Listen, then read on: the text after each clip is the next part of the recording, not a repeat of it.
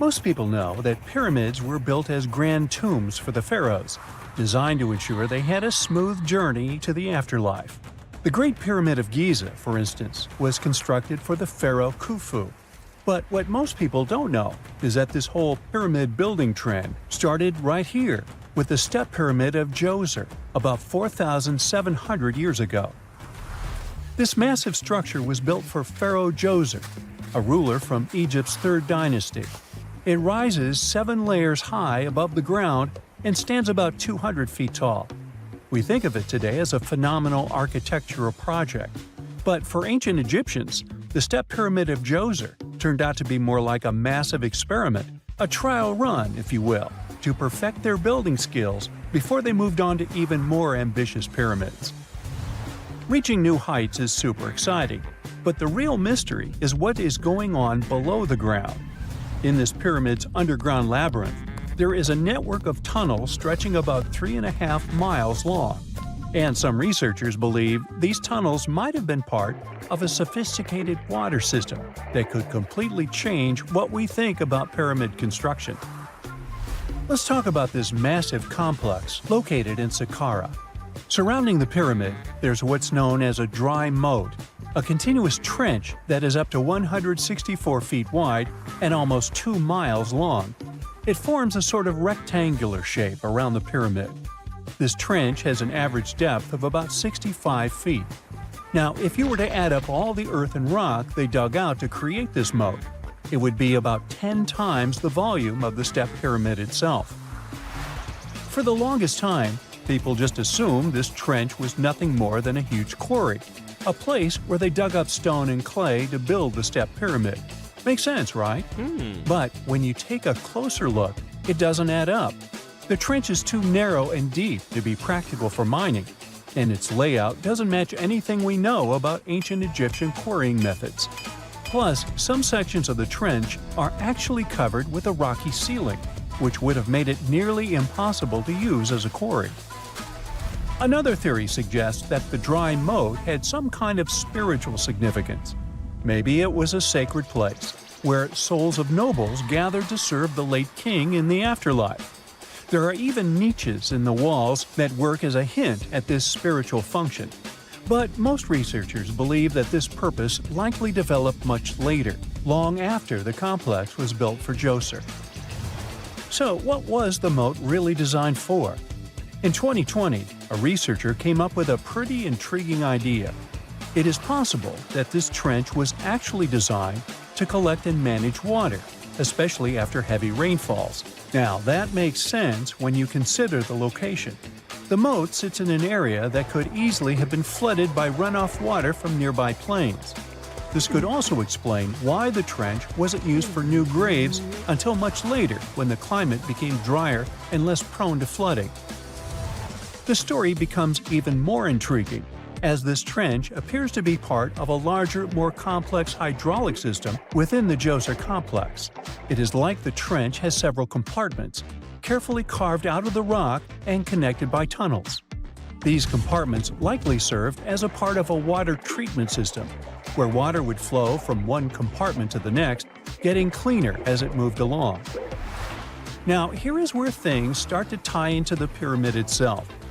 The Djoser complex has a series of underground shafts, and some researchers think that water from the moat's deep trench might have been used to power a hydraulic lift system, and this giant water-powered elevator could have been used to raise the heavy stones needed to build the pyramid. It worked like a volcano, but instead of lava, water did the heavy lifting. Imagine a big deep hole in the ground at the center of the pyramid site. Inside this hole, there was a huge wooden platform, kind of like a giant raft that could move up and down. When the workers wanted to lift a heavy stone, they would fill the hole with water. As the water rose, the wooden platform started to float up, carrying the stone with it, almost like a giant water-powered elevator. When the stone reached the right height, the workers slid it off the platform and onto the pyramid. The idea is that water from the deep trench, after being cleaned and filtered, would flow into these shafts. A massive float, possibly made of wood, would then rise as the water filled the shaft, lifting the stones up to where they were needed for construction. Once the stone was in place, they'd let the water out, lowering the platform back down to the bottom, ready to lift the next stone. This fancy hydraulic lift system could have been a game changer, making the whole building process a lot faster and more efficient without using a lot of workforce. It is like the ancient Egyptians were already embracing the whole idea of work smarter, not harder. But of course, not everyone is on board with this theory. Some experts argue that the area where the step pyramid of Djoser was built couldn't have held enough water from occasional rains to maintain such a fancy hydraulic system. The main theory suggests that, in the past, there might have been some kind of lake nearby that would have filled up after a period of rain, and this lake could have supplied water to the complex's hydraulic system. But there is no mention of such a lake in any ancient Egyptian writings, so it might be more of a what-if situation than a reality. And then there's the issue of the hard work itself. Remember when I said this method could have allowed the ancient builders to raise stones with far less effort? Well, that might not be entirely true. According to some experts, just building this hydraulic device would have required a lot more heavy work than simply moving the stone blocks using good old-fashioned manpower. And let's not forget, the step pyramid of Djoser is like a baby pyramid compared to those that came later.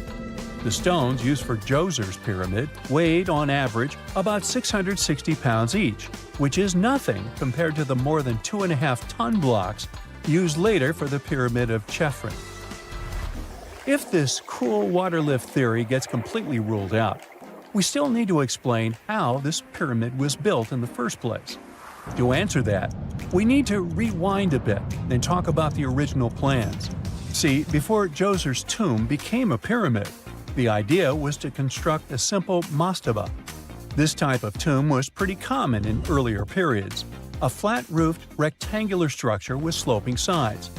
But after the original mastaba was finished, they decided to expand it a bit by adding more layers on top.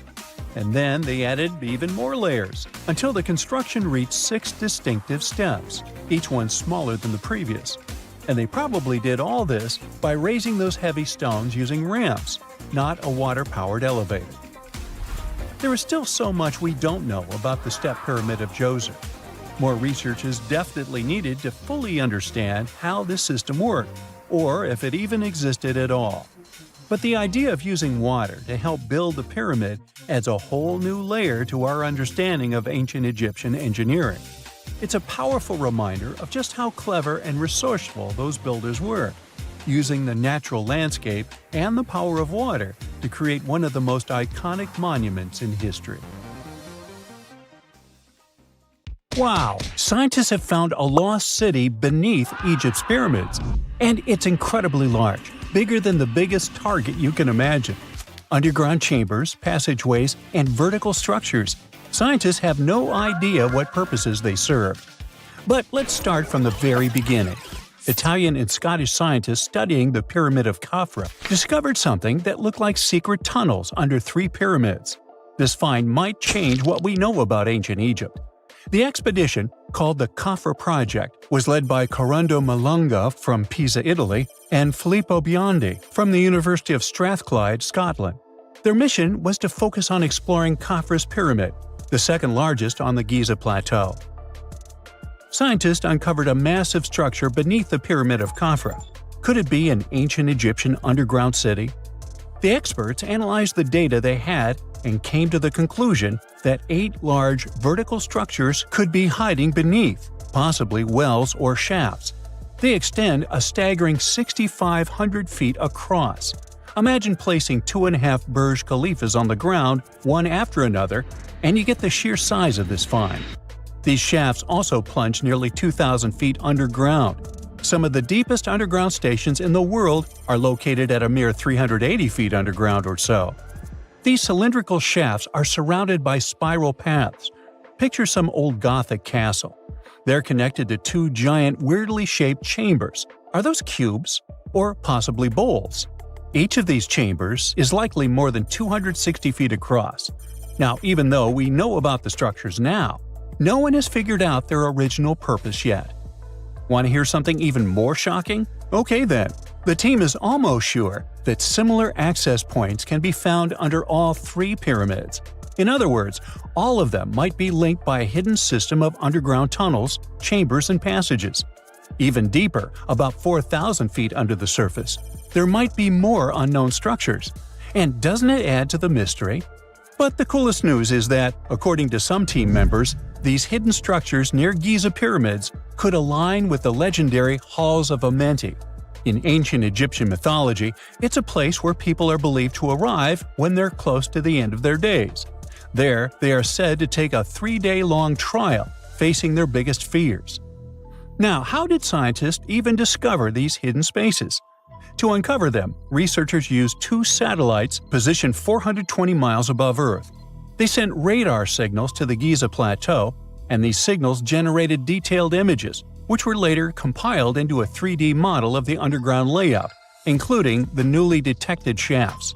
Then, using synthetic aperture radar or SAR technology, which is a type of radar that can penetrate through stone, the team also spotted 5 small room-like structures hidden deep within the pyramid. One of these chambers contained a sarcophagus, which was once thought to be the tomb of Pharaoh Khafre. But now, scientists believe this was a mistake. The true burial site is likely to be elsewhere. In any case, these 5 hidden rooms were completely unknown before the scans. They seem to be arranged in the center of the pyramid and are linked to underground pathways leading somewhere below the structure. There's an opinion that these tunnels could lead to more hidden chambers and wells. Some of them might be around 4,500 years old. Wow! What if they help us solve ancient civilization mysteries? Preliminary data suggests that all this underground space can be much more than a few empty chambers. There might be many more hidden structures near the Giza pyramids. How come? Well, the thing is, the structure appears to include hollowed-out sections with spiral pathways leading even deeper underground. Refining the images hinting at this could reveal an extensive subterranean network. It might be a whole city hidden under the surface. Now, despite the excitement surrounding these findings, there are also a lot of people who don't believe in the existence of the underground city. They're skeptical about the archaeological discovery in Egypt due to the lack of peer-reviewed verification. That's why several archaeologists and radar experts have challenged the validity of the claims. They've explained that the technology used to make the discovery may not be advanced enough to produce such detailed underground imagery. According to them, the 5 smaller chambers found near the surface could be natural formations, since the area had had sacred significance long before the construction of the pyramids. Some experts have even dismissed the use of radar methods in this context altogether. They call these methods scientifically unproven and question their accuracy. The discovery has also reignited discussions about ancient Egyptian myths and the possibility of hidden texts lying somewhere beneath the Giza pyramids. The layout of the newly detected underground chambers shares similarities with mythological accounts of the Hall of Records, a rumored chamber that could preserve early Egyptian wisdom. If confirmed, these findings could significantly reshape the understanding of Egypt's sacred topography. Plus, this lost city beneath Egypt's pyramid could become physical evidence of previously unknown underground structures. That's why the Khafre project is super eager to begin excavating to confirm their findings.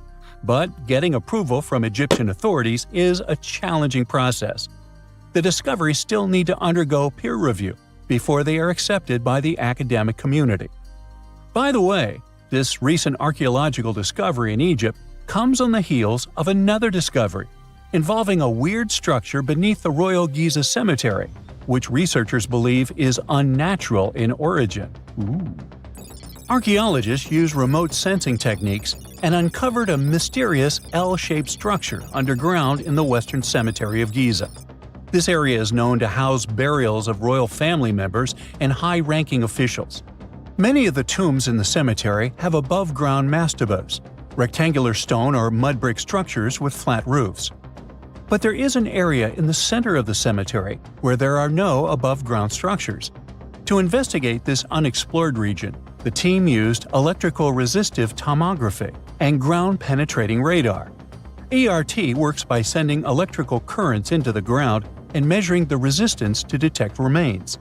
As for GPR, it sends radar into the ground and maps the structures based on the radar's return. The team found an anomaly about 6.5 feet beneath the surface. It appeared to be an L-shaped structure measuring at least 33 feet in length. The readings suggested that the structure had been backfilled with sand after its construction. This made the team hypothesize that it could be a mix of sand and gravel, or possibly an air void. This anomaly was classified as a highly resistive structure, which meant it didn't occur naturally. Motoyuki Sato, the study's lead author and professor at Tohoku University in Japan, claims that the structure is not a natural formation due to its sharp shape.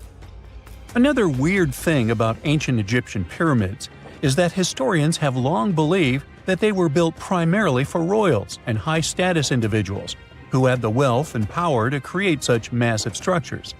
However, new research from the archaeological site of Tombos in modern-day Sudan challenges this assumption. The thing is, Tombos' pyramid may have served as burial sites for low-status workers as well as elites.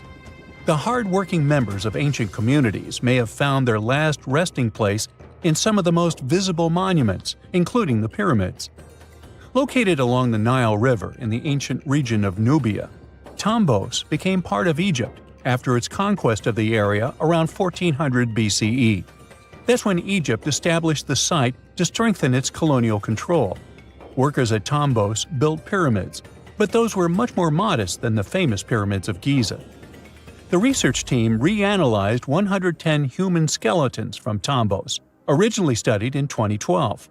In particular, they examined the entheses, the areas where tendons and ligaments attach to bones.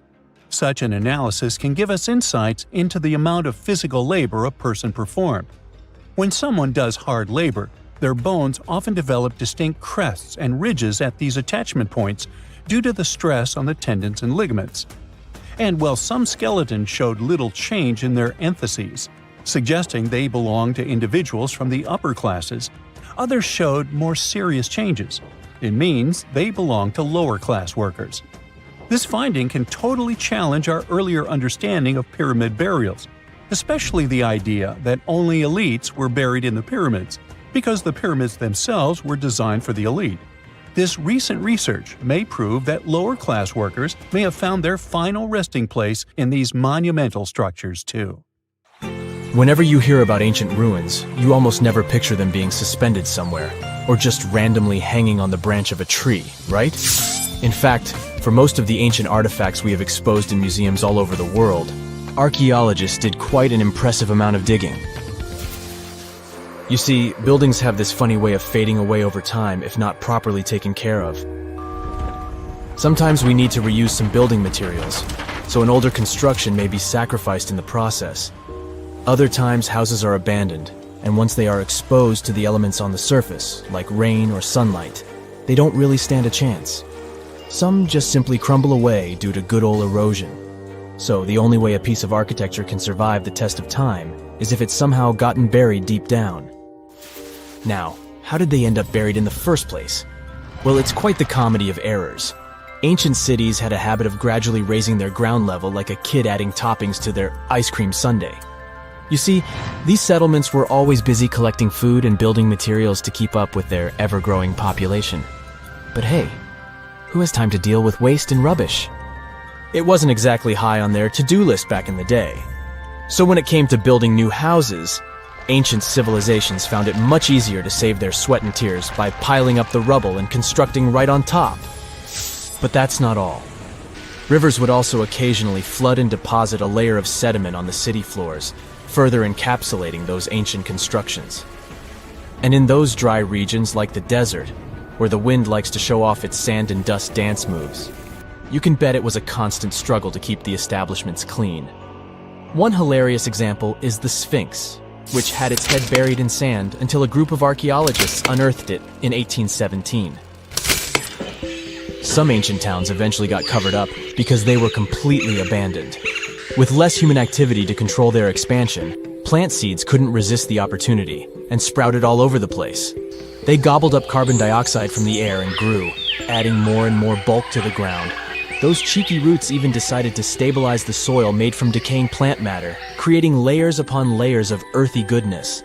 It's like the ultimate DIY project Mother Nature embarked on, with plants as her loyal helpers. The act of digging into the secrets of ancient civilizations is not just about unearthing a lost world. It's also an epic quest to reveal the hidden treasures beneath layers of history. But how do archaeologists know where to dig in the first place?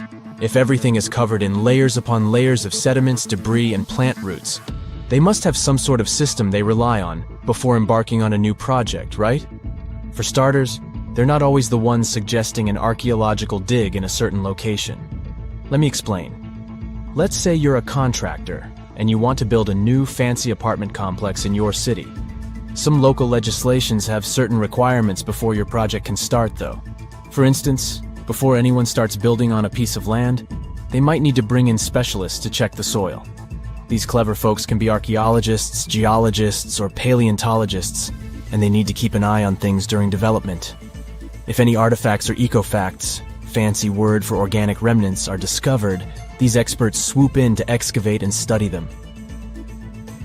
But what about sites that have nothing to do with bulldozers and yellow hats? Archaeologists have more than one trick up their sleeves when it comes to locating ancient hotspots. They dive deep into historic records with a healthy dose of detective work.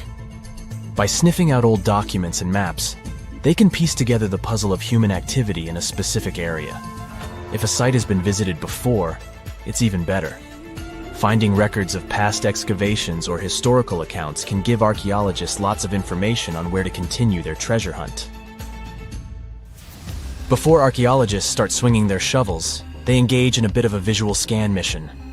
Armed with a grid system, they'll stroll around the site, keeping their eyes peeled for any artifacts that might be hiding just beneath the Earth's upper layer. From groundstone tools to historic glass and even ancient garbage dumps, yes, they're also valuable. These keen-eyed explorers can spot signs of human activity faster than most people. If they stumble upon midden soil, fancy term for a garbage dump, they know for sure that humans once called this place home. Archaeologists don't just rely on their trusty shovels, though. They have an arsenal of gadgets to aid in their search for hidden wonders. Geophysical tools are like their secret weapons. Take the resistivity meter, for example. This clever contraption measures the electrical component of the soil and any buried features or artifacts. A buried wall, for instance, will create a different resistivity reading than the surrounding soil. Magnetometers and ground-penetrating radar work in similar ways, showcasing potential hints of ancient treasures in the soil. And who could forget our trusty old friend, the GPS? It helps archaeologists map out precise locations, like a high-tech treasure map, leading them straight to their pot of gold. Care to virtually visit some of the most important archaeological sites in the world? Well, follow me. In the United Kingdom, for instance, you'll find this interesting place called Stonehenge. It's one of many henges scattered around, but this one really takes the cake. Picture this: massive ancient stones standing tall and proud, arranged in a funky outer ring and an inner horseshoe, with some smaller stones thrown in for good measure. And guess what? These amazing stones have been around for over 5,000 years. Talk about a serious case of rock-solid longevity. Now, here's where it gets interesting. According to local folklore, the legendary wizard Merlin whipped out his magic wand and poof! He teleported these massive stones all the way from Ireland. Apparently, some giants had assembled them there, but Merlin decided they would look much better at their new location. Others think it's just the ruined remains of an old Roman spiritual edifice. These amazing structures were built by our Bronze Age ancestors. With their simple tools and limited tech, they managed to create this monumental masterpiece. Impressive, right? Unfortunately, there's still so much we don't know about this area. Stonehenge's initial purpose remains a mystery to this day. Sure, there are lots of theories, but scientists have yet to agree on the subject. However, we do know that it's perfectly aligned to catch the sunrise during the summer and winter solstices. The ancient city of Pompeii is an equally amazing archaeological site. Picture this: Mount Vesuvius, a notorious troublemaker, decided to throw a volcanic tantrum and completely covered this ancient Roman city. It turned it into a time capsule, located outside present-day Naples in Italy. Fast forward to the year 1748, when a bunch of adventurous explorers stumbled upon Pompeii. Lo and behold, they discovered a treasure trove of well-preserved goodies: streets, houses, food. Probably a bit stale by then. Blingy jewelry, fancy sculptures, colorful frescoes, everyday household items, and even animal and human remains. It was like an epic archaeological party. From the looks of it, Pompeii had it all. Fancy houses and villas, a massive 20,000-seat arena, cute little artisan shops, hangouts like taverns. And let's not forget the saucy spots like those luxurious bathhouses for some intense pampering. There's also the Sanctuary of Apollo, where people used to gather for their daily dose of worship. And of course, the bustling heart of the city, the Forum of Pompeii, where all the cool people used to hang out. And guess what?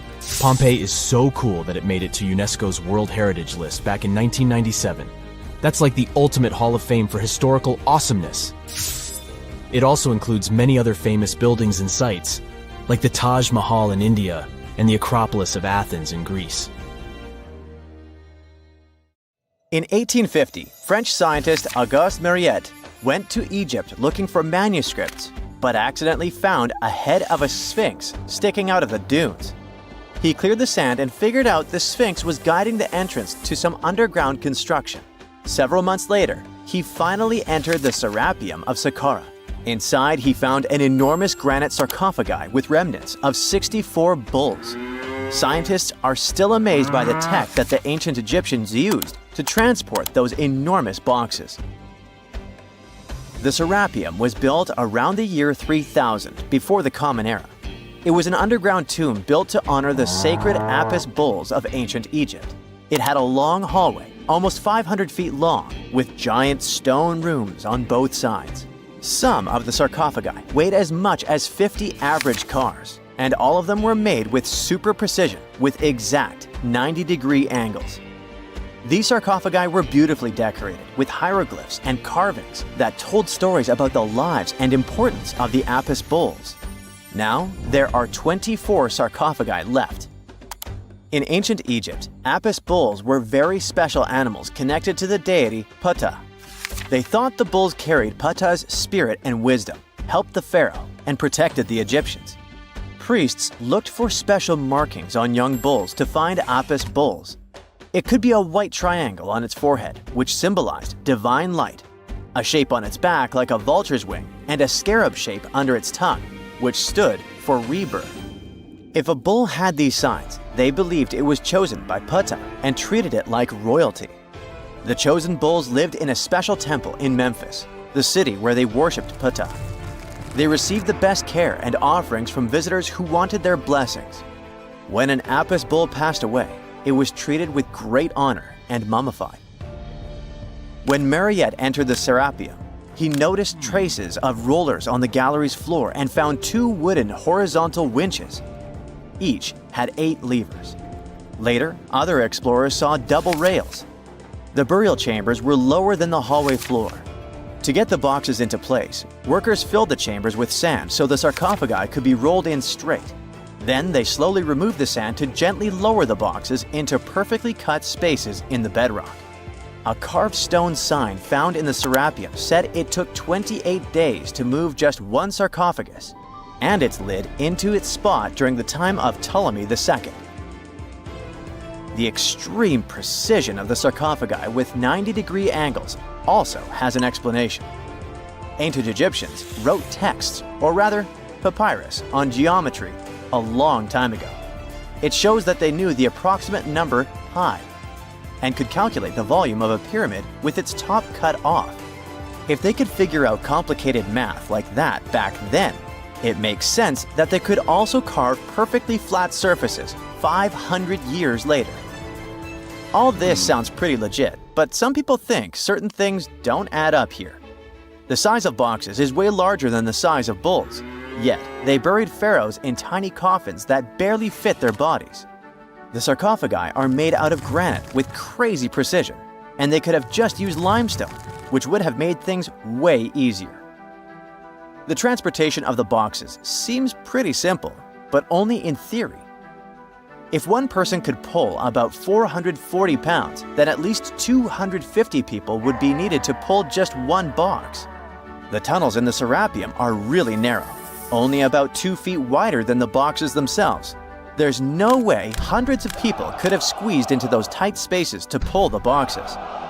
And even if they did, how would they turn the box in the cramped corridor, lower it into its niche, and place it perfectly in the middle? Somehow, they did this 24 times, and every box is centered perfectly. Plus, the chambers were dusty, and there were no signs of soot from lamps. This means they must have worked in almost complete darkness. The real use of the boxes could also be different. A long time ago, even before the Egyptian pharaohs ruled, the local people already knew how to use fermentation. It happens when tiny organisms called yeast eat certain ingredients like starch and turn them into gas and ethanol. So someone in ancient Egypt probably put food like barley, bread, and even meat inside a giant stone box, then closed it tight with a heavy lid. These stone boxes, carved from granite, were so precisely made that they were almost completely sealed, so nothing could escape from it. As the yeast inside the box started working, it created more and more CO2 gas. It built up pressure inside the box. The granite boxes were incredibly strong. They could handle more pressure than a car tire can hold. When granite was squeezed under such pressure, its crystals produced a tiny electric charge. This effect was possible because granite contains quartz, a material that reacts to pressure this way. The process also needed meat or animal parts, possibly to help the yeast grow better. Meat contains something called oleic acid, which yeast needs to keep growing and to survive the bad effects of the ethanol it produces. As the pressure inside the box kept growing, the combination of gases and electricity made these boxes not just ancient fridges, but powerful energy systems.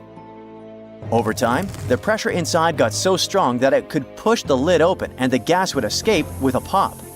But when people rediscovered the Serapeum in 1850, they found old drawings that showed piles of stones stacked on top of some of the box lids. So, someone long ago probably tried to make the lids even heavier by adding extra weight to make it harder for the gas pressure to push them open. This extra weight also meant the quartz crystals in the granite could keep creating more electricity under all that pressure. If someone opened one of these stone boxes thousands of years later, they would only find bones from bulls that were placed in the box. And that's exactly what Mariette discovered in the 1850s. They opened the Serapeum for visitors soon after the first excavations in the second half of the 19th century. Prince of Wales even had a luncheon with his guests in one of the sarcophagi. Sands and earthquakes made the site inaccessible for a while, but now you can visit it again and try to solve the mystery yourself. With new tech, we could have answers to many other historical mysteries soon. A team of scientists at Chicago's Field Museum of Natural History recently used a special CT scanner to learn more about ancient Egyptian mummies without unwrapping them. They gently rolled 26 mummies on custom carts out to the parking lot, where the scanner was waiting. It took thousands of detailed X-ray pictures of each mummy and their coffins. When all the pictures were put together, they created 3D images that showed what was inside, the skeletons, and some artifacts. The scientists hope these images will help them understand ancient Egyptian burial practices from over 3,000 years ago. Even though the scanning process only took 4 days, it might take 3 years to study all the data. But scientists were able to learn some personal details about the mummies. One of the most popular mummified individuals at the museum, Lady Cheneta, was a woman who lived in ancient Egypt about 3,000 years ago. It looks like she passed away in her late 30s or early 40s. To make sure her body looked complete for the afterlife, embalmers put stuffing in her neck to keep it from collapsing. They also placed artificial eyes in her sockets, so she would have eyes in the next world. She was wrapped in fancy linen and placed in a beautifully decorated coffin. The scans revealed that it had been carefully crafted with a slit at the back, which embalmers used to fit the body. There were also some artistic details on the surface, like markings for her knees. It looks like her burial was on the scale of a high-end luxury car. What is a boat doing in the middle of a desert? You would expect to find a seagoing vessel closer to shore. This is the question archaeologists had been asking for decades. In 1988, there was a storm near one of the most important archaeological sites in ancient Egypt. A wooden structure emerged from the sand. It was hollowed out by termites. Scientists were determined to solve its mystery. In 2000, they began excavating the site near Abydos, Abydos. An American team of experts soon discovered a boat that was 70 feet long, and it wasn't alone. In total, there were 14 boats neatly resting next to each other. It was impossible to completely dig out the boats because of their poor condition. Luckily, the wood was preserved enough to get a sample. Analyses revealed that the boats were around 5,000 years old, the oldest fleet in human history to this date. The time of their construction predates the pyramids at Giza by half a millennium. Each ship of the fleet rested in a vault that matched its dimensions. The room was roughly a third of the size of a tennis court. It had mud brick walls that featured more than 120 drawings of boats. Ancient Egyptians incised them on whitewashed walls that were excellently preserved. Scientists have known about these mysterious chambers for well over a century. 1901, 1902. A British archaeologist, Arthur Weigel, stumbled upon a strange structure west of the River Nile. His team caught a glimpse of the interior walls. Sadly, a section of the roof collapsed, so they had to call off further exploration. Researchers abandoned the site, but its location remained on the maps. The boat's position first led scientists to think that they rested on a bank of the mighty Nile. But there was a problem with this theory. Today, the river flows almost 7 miles west of Abydos. Further studies of the surrounding terrain showed the Nile didn't change its course throughout history. Also, if the boats floated near a dock, they would be in unstable positions. The 14 vessels at Abydos were perfectly parallel to each other. There was only one conclusion possible. Someone had deliberately placed them like that. They must have gone through a lot of effort. Each boat had enough room for up to 30 rowers. These vessels could really float. They weren't models, but scholars still don't know if they actually sailed any body of water in ancient Egypt. This doesn't diminish the importance of the find. Previously, archaeologists found only small-scale models. In King Tut's tomb alone, there were 35 boat models. For a long time, these figurines were the only clues as to how ancient Egyptian vessels looked like. The boat's design confirms that they were the real deal. They are the earliest surviving examples of something called built boats. Ancient people constructed primitive vessels by hollowing out large tree trunks. The alternative was reed that was tied together to form a raft. The boats at Abydos had planks tied together. This was a major breakthrough in shipbuilding. During their lifetime, the boats must have seemed impressive. Timber was a valuable commodity at the time. There was no wood in the desert. Cedar had to be imported from Lebanon. The only person who could afford such luxury was the pharaoh. Studying the area around the ancient fleet provided more answers. Scientists discovered a mud brick structure where Egyptians worshipped the pharaoh. Its approximate date of construction matches that of the wooden boats. The same bricks out of which this building was made were used to encase the fleet. At the time of their construction, the rooms they were stored in had a ceiling. That's the section that archaeologists stumbled upon in the early 20th century. Just like mummies and coffins, these marvelous ships rested inside splendid vaults. The exterior of these rooms was also impressive. The outer walls originally had a plaster of white limestone. It reflected sunlight. In the desert sun, the structure housing the boats must have shone from miles away. Ancient Egyptian builders used the same technique to cover the pyramids 500 years later. Today, their surface looks jagged, but it wasn't always like this. When they were constructed, the pyramids had a top layer of fine white limestone. Their surface was smooth and it gleamed in the sunlight. Instead of stairs, the outer layer of the pyramids was more of a sleek ramp. Archaeologists were left with one final question. Which pharaoh owned the fleet? The answer lay just a mile from the site. This is where the tomb of a pharaoh from the 5th dynasty rested, King Senwosret III. Its time and style of construction matched the ones of the chambers with boats. The very end of his rule might explain how the boats ended up in the middle of the desert. The pharaoh probably passed away in northern Egypt. Then his body was transported down the Nile to Abydos in a marvelous procession of decorated boats. The vessels were later lowered to chambers near the final resting place of their owner. This had a symbolic meaning. In the ancient Egyptians' belief system, Ships played a key role. Their supreme deity was Ra. He traveled through the sky during the day in the form of the sun. At nighttime, he sailed through the netherworld in a solar boat. The pharaoh identified himself with Ra.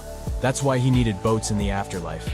That was the only way to regenerate himself, just as the sun rises every day above the horizon. This belief existed for thousands of years. The more famous Pharaoh Khufu also had a ship. Scientists found it in 1954 next to his pyramid at Giza. It is some 4 centuries younger than the fleet at Abydos, but Khufu's ship was almost 2 times longer. The Great Pyramid of Giza and King Tut's tomb are some of the most famous archaeological finds in Egypt. But there are many more secrets hiding beneath the endless sands of the Sahara Desert. Recently, 2020, archaeologists found a lost city there. They have labeled it as the most important discovery since King Tut's tomb, 1922. The city of Aten is some 3,000 years old. Historians hope it will give them a unique insight into the everyday life of ancient Egyptians.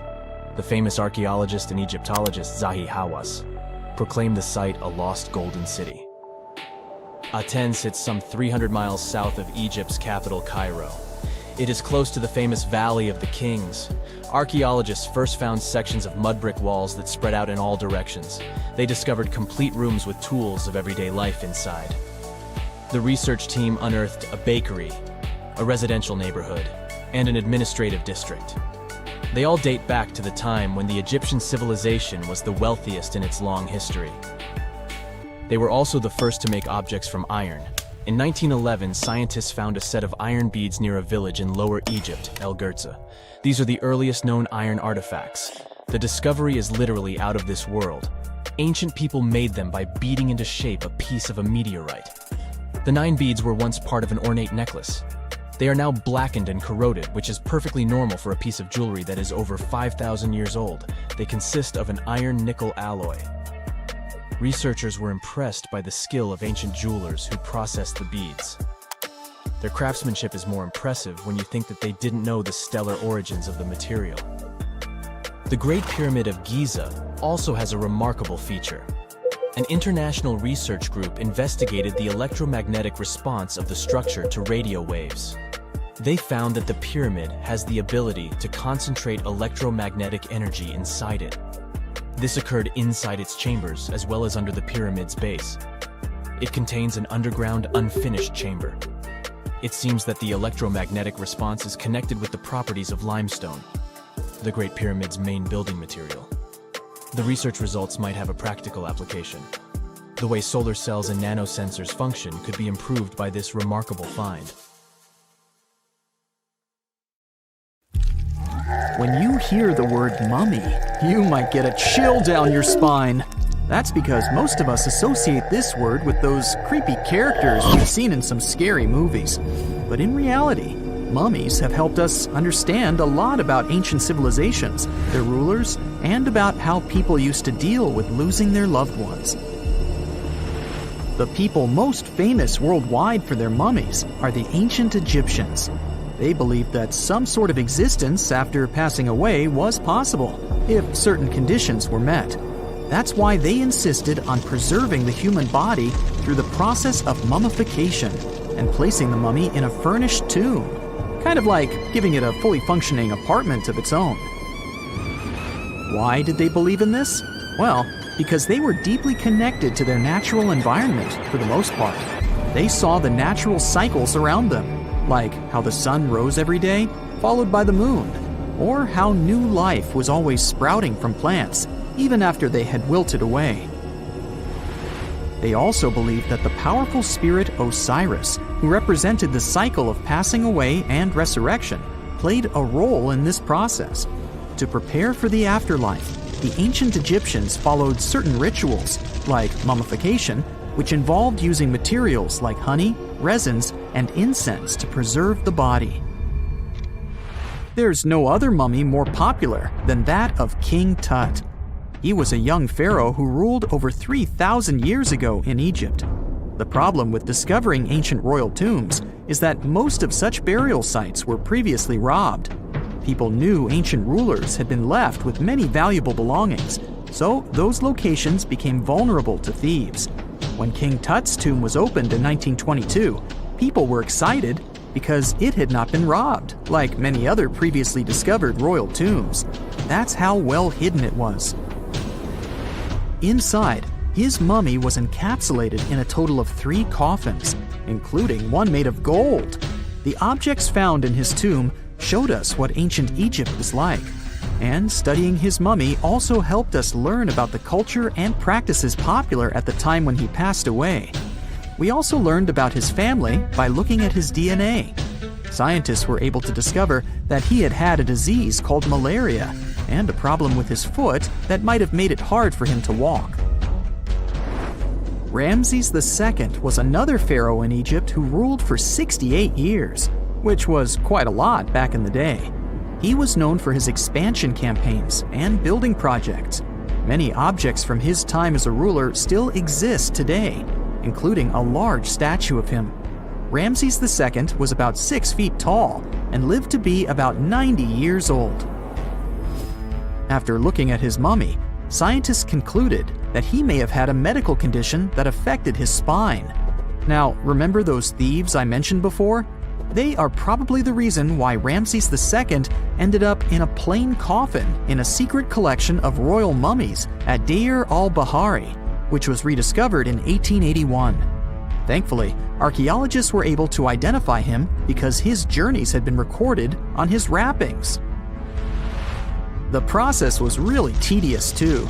In fact, in ancient Egypt, the mummification process could take a staggering 70 days to complete.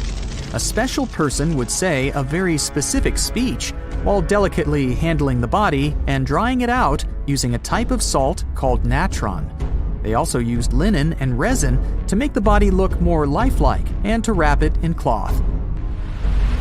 The tomb was equally as important for ancient Egyptians. The walls of King Tut's tomb, for example, were adorned with intricate artwork that depicted his journey to the afterlife, from his burial procession to his passage through the underworld.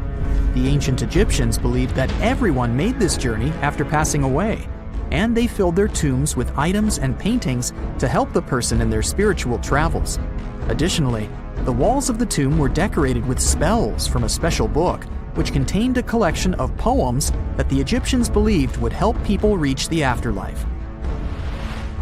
And speaking of how important this journey was, people also placed food in these ancient tombs. In King Tut's tomb, archaeologists discovered 36 jars of vintage beverages and 8 baskets of fruit, which were believed to be left there to help him in his journey to the afterlife. The Egyptians believed that traveling to the afterlife took a really long time, so they left a lot of supplies, such as food and water, to sustain their loved ones. Pharaohs also generally had numerous luxurious garments and beautiful jewelry in their tombs to ensure that they would have a fashionable journey.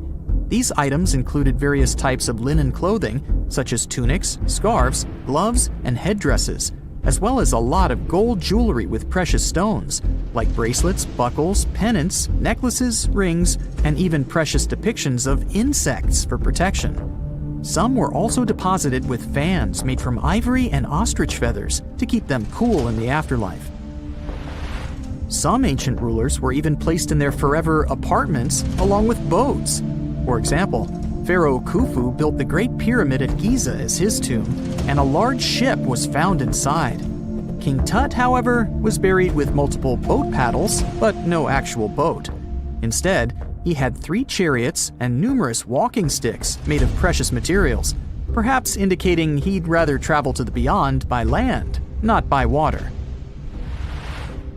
Amongst the most interesting objects found near ancient mummies are bottles of oils and perfumes. If rulers were supposed to be fashionable, why not smell nice too, right? Also, some of them had some ancient kinds of board games, most of them made out of precious materials like gold or ivory. One of those games was called Senet. It was very popular amongst the ancient Egyptians and very similar to modern-day chess. The ancient Egyptians may have the most famous mummies out there, but they weren't the first to invent the procedure. In fact, it all started in South America with an ancient civilization named the Chinchorro. As far as we know today, these people were the first to mummify their loved ones that had passed away. They did it somewhere around 2,000 years before the Egyptians started their own rituals. Sure, we can tell a lot about ancient rulers by studying these mummies, but until recently, we had no idea what they really looked like during their lifetime. Not so long ago, though, some very special mummy paintings were found by archaeologists studying ancient Egyptian objects.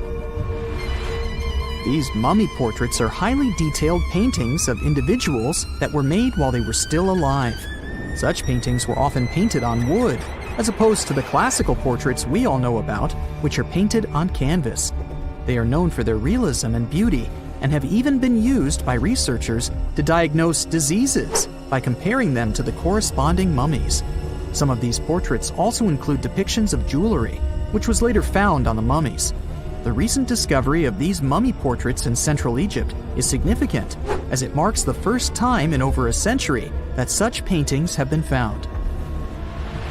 Mummies appeared all around the world naturally, too. Mummification can occur without people intervening because of natural conditions, like extremely cold or hot environments, places with a lack of oxygen, or accidental exposure to chemicals that preserve the body.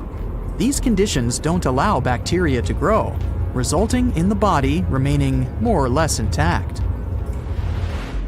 Famous Otzi was one of these mummies. We know today he was a man who lived around 5,000 years ago in Europe. But upon his discovery in the Alps in 1991, Austrian authorities initially believed that he was a modern mountaineer because of how well preserved the body was. However, after the Iceman was removed from the glacier, it was determined that he was actually from the Copper Age. A gruesome discovery took place in Egypt some years ago. You want to hear about it? 16 human hands, carefully buried in 4 eerie pits. They didn't look too much like human hands at first, since they were abnormally large, but they were. Weirdly, there were only right hands. No left hands were in sight. It turned out that it points to the practice of an ancient dark ritual. Old Egyptian art and tales talked of a ceremony where warriors would present the right hand of their adversaries as proof of victory and ask for gold in return. Egyptians believed in the afterlife, so cutting off someone's hand meant you cut off their power eternally. Guaranteeing this type of defeat was interesting to the winning party. Here, the fight was between Egyptians versus Hyksos, who lived in what was once known as Canaan. Egypt has always been the center of some history-changing findings, and some time ago, this papyrus was found. If we stretched it open, it would be just a tad bigger than the height of a skyscraper. The world's tiniest skyscraper, which is located in Wichita Falls, Texas. When humans didn't write on their notes app, they wrote on this thing, made from the medulla of a papyrus plant. Around 2,000 years ago, ancient Egyptians wrote something reminiscent of a book where they describe most of their funerary traditions and their visions of the afterlife. It's considered one of the most important texts from ancient Egypt and is still sold in bookstores to this day. This ancient manuscript was unearthed from a chamber located just south of the Pyramid of Djoser, located in Saqqara. Oh yes, Djoser is the oldest pyramid in Egypt and not the Giza pyramids like most people think. So recently, the site of Saqqara buzzed with excited archaeologists who probably found one of Egypt's oldest complete mummies. They believe that this beautiful and well-preserved mummy was that of a wealthy man. He was discovered in a deep shaft, covered in layers of gold leaves. There are many symbols that show he was an important and wealthy man, like the band he wore on his head, the bracelet on his chest, and the fact that he was embalmed with a tunic, which was reserved for Egypt's finest. The most exciting part of the entire discovery was finding the resting place sealed with mortar, just as the ancient Egyptians had left it 4,300 years ago. Now this may sound weird, but back in 2008, archaeologists discovered a missing pyramid. Now it went missing because it deteriorated over the span of 4,000 years. Today, you can only see its base. It was a pretty important site back in ancient times.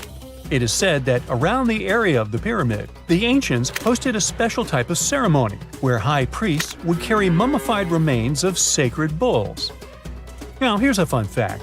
Ancient Egyptians believed that Apis bulls were earthly incarnations of the city deity of Memphis and was connected to rites of fertility. It wasn't just any Apis bull, though. They needed to be all black, with a single white mark between its horns and a bunch of very specific characteristics. They were selected by the local priests and honored until they passed away. After that, they were mummified and buried in underground galleries. Meanwhile, this missing pyramid sort of disappeared around the 1800s. It was a German archaeologist who first found it in the village of Saqqara. He called it the Headless Pyramid when he first found it. But then, years after the official discovery, the desert sand came along and covered the whole thing. There were some excavations between the 19th and 20th centuries, but they weren't too systematic. That's why scientists were so thrilled when they dug an entire pyramid's base after removing the 25-foot mound of sand that was covering it. Oh, and it turns out American archaeologists are excavating a cemetery in Egypt that could contain over 1 million mummified bodies. So far, archaeologists have dug around 1,700 mummies. One of the main differences from other classic Egyptian mummies is that these people weren't kings and pharaohs.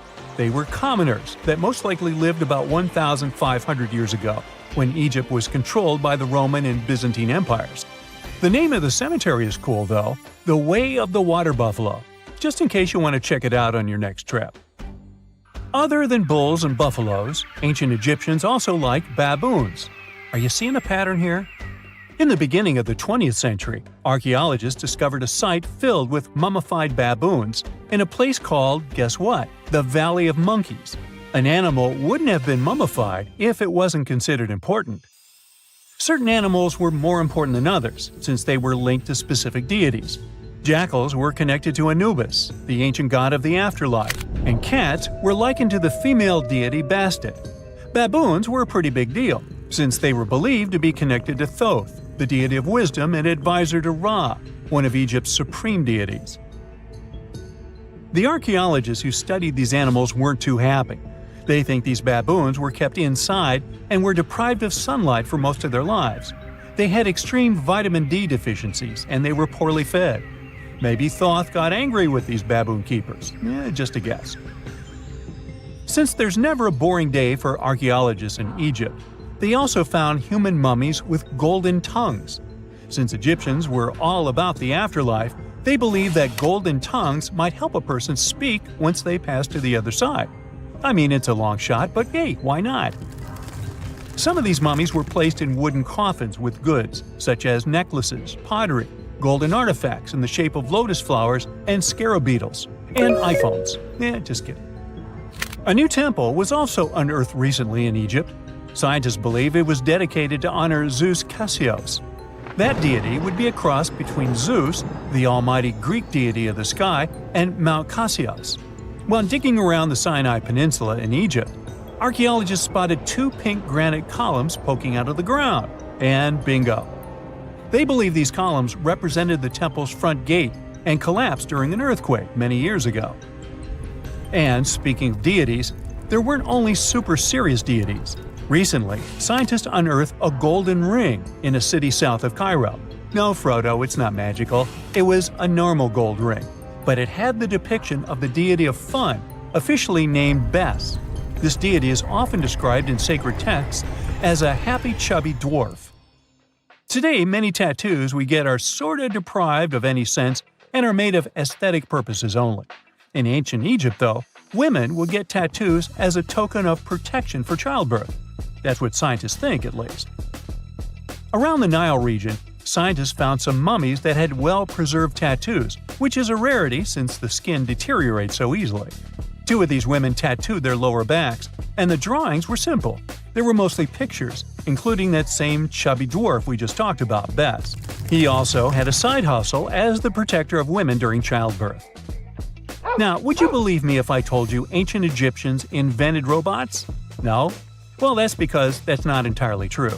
Sure, they were astronomers, mathematicians, and engineers, and somehow they also squeezed an eccentric invention into that package. An automated deity some scientists called Hathor. This wooden statue had been in the Metropolitan Museum of Art for years before someone noticed its secret. With the help of an X-ray machine, specialists discovered a mechanical operating system inside it. The pulley-like axis goes from the statue's shoulder to her left leg. When the system rotates, the statue raises and lowers her hand. "Hey, pick me! Pick me! I got my hand up here." "No man shall ever find my tomb." That's what, according to rumors, Cleopatra once said. Rumor has it really wasn't about the gender. She wanted no living soul to disturb her, and I think she meant that no human would ever discover the location of her grave. But, surprisingly, it was indeed a woman who was closer than anyone before to finally discovering the Queen's resting place.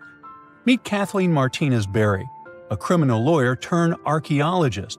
She got so intrigued with Cleopatra's story that she packed her bags and went to Egypt with no official support and even no permission from the authorities. All she had was pure determination to find the Queen's tomb. Now, you could say Kathleen had always been ahead of the game. She skipped grades in school, mastered piano, chess, swimming, and martial arts, and grew up listening to top intellectuals debating in her home. And she even got her law degree at just 19, and archaeology was her side passion. She had never actually been to Egypt, never dug up a single artifact. But her fascination with Cleopatra went all the way back to an argument with her father in 1990. That day, she walked into his library looking for a copy of Antony and Cleopatra by Shakespeare. Her dad, Fausto Martinez, a professor and legal expert, casually called Cleopatra a seductress. Kathleen wasn't having it. She fired back, arguing that history had been totally unfair to Cleopatra. The Romans, she said, wanted to destroy her reputation, and for centuries, people had just believed their version of the story. The debate went on for hours, and in the end, her father admitted maybe he had judged Cleopatra too harshly. That conversation changed everything for Kathleen. From that day on, she read every ancient text she could find, especially Plutarch's account of Cleopatra and Mark Antony. The more she learned, the more convinced she became that Cleopatra wasn't just some queen who fell for the wrong guy. She was a genius, playing a dangerous political game to keep Egypt independent. And the more she read, the more she started thinking, what if everyone had been looking for Cleopatra's tomb in the wrong place? That thought stuck with her. When she was caring for her second child, she earned a master's in archaeology. Multitasking. That reignited an obsession that would take over her life, uncovering the truth about Cleopatra. Even though most experts believe that Cleopatra's tomb, along with the final resting place of 13 other Ptolemaic rulers, lies somewhere beneath modern-day Alexandria, Dr. Martinez has a different idea. She believes Cleopatra was buried at Taposiris Magna, an ancient temple dedicated to Osiris, the Egyptian deity of the afterlife. But she still needed an ancient foundation plate. These plates, about the size of a smartphone, were placed beneath important temple structures and often contained inscriptions explaining when and why the temple was built. If she could find a plate that confirmed the temple was dedicated to Isis, Cleopatra's patron deity, she'd have solid proof that this was the right place to look. Nothing could deter Martinez. She excavated the entire temple site, digging deeper than anyone before her. Her team found coins with Cleopatra's name and face stamped on them. It meant Cleopatra had a direct connection to this site. Then, they uncovered something even more interesting. A tunnel used to bring water to people, leading straight from the temple into the Mediterranean Sea. So, if parts of the temple had already sunken into the water, could Cleopatra's tomb be down there too? Martinez needed proof to convince Egyptian authorities to let her search underwater. And, against all odds, she found the missing foundation plate. On it, the pharaoh offered a large area of Nubia to deity Isis. That was it, the confirmation she needed. The temple was indeed dedicated to Isis, proving her theory wasn't just speculation. If one temple was on land, Martinez suspected the second temple, possibly Cleopatra's tomb, had collapsed into the sea. She needed help from experts in underwater archaeology, so she reached out to Robert Ballard, the guy who discovered the Titanic. With support from the Egyptian authorities, she and her team began exploring the waters off the coast of Alexandria. And what they found was mind-blowing. Underwater, they discovered massive stone structures, some standing 6 to 10 feet tall, right where the coastline would have been thousands of years ago. They also found basalt blocks, the same material used in the statues from the first temple. That meant one thing: those weren't just random rocks. They were the remains of a lost city, buried beneath the sea for centuries. Now, we can only wait and see whether Martinez and her team will be able to unravel one of the greatest mysteries of the past left by the outstanding woman that was Cleopatra. Here's some backstory. After her father, Ptolemy VII, passed away, Egypt's throne went to both Ptolemy VIII and Cleopatra, or so it seemed. Cleopatra, just 18 at the time, allegedly married her 10-year-old brother. Yeah, ancient royalty had some different customs, though there's no solid proof of that. But sibling love didn't last long. Young Ptolemy decided he wanted all the power for himself and tried to push Cleopatra out. Forced to flee the country, she didn't just sit around feeling sorry for herself. She raised an army, ready to march back and take what was hers. That's how, at 21, she was already in the Sinai Desert, leading an army and planning her return to the throne. Now, by that time, Cleopatra had already been locked in a powerful political, and not only political, alliance with Julius Caesar. In June 47 BC, she gave birth to a son, Ptolemy Caesar, better known as Caesarion, who, many believe, was Caesar's child. But that didn't stop her from playing by Egyptian royal rules. And her husband number 2, her other brother, Ptolemy XIV. Yep, despite her ongoing affair with Caesar, Cleopatra married yet another sibling, because, in her world, keeping the throne in the family was the name of the game. Now, marriage aside, Cleopatra's bond with Caesar stayed strong. She even traveled to Rome with Ptolemy XIV for a state visit.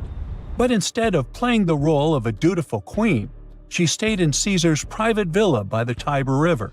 But after Julius Caesar lost his life in 44 BCE on the Ides of March, Cleopatra's political standing became shaky. To make matters worse, her brother-husband Ptolemy XIV passed away soon after, and some suspect Cleopatra had a hand in it, leaving her as the sole ruler of Egypt. Meanwhile, back in Rome, Mark Antony was rising to power as Caesar's presumed successor. Wanting to size up the Queen of Egypt, he summoned Cleopatra, and she did not disappoint. Sailing into town on a lavish barge dressed as a deity, Cleopatra made quite an entrance. Antony was instantly mesmerized, so much so that he left his third wife back in Rome and followed Cleopatra to Alexandria, where their relationship turned into a full-blown royal affair. The two had 3 children together. Together, they waged war against Caesar's adopted son, Octavian, in a battle for control of the Roman Empire. The last time the queen was seen, she was in her mausoleum, dressed in full royal splendor, diadem on her head, lying on what Plutarch called a golden couch. When Antony and Cleopatra lost at Actium, Octavian's forces marched into Alexandria. Cleopatra apparently knew the end was near, so she locked herself inside her mausoleum, surrounded by gold, silver, pearls, and priceless art. Those were the treasures she threatened to burn rather than let the Romans take them. Antony, meanwhile, wasn't going to let the Romans capture him alive. He wounded himself with his own sword, but before he passed away, he was carried to Cleopatra's side. She held him as he took his last breath in her arms. A little over a week later, Cleopatra made her own choice. Rather than face humiliation as Octavia's prisoner, she ended her life. Legend says it was the bite of a deadly asp, though history isn't quite clear on that. At the time, Cleopatra was only 39. Sounds like a rather full life to me.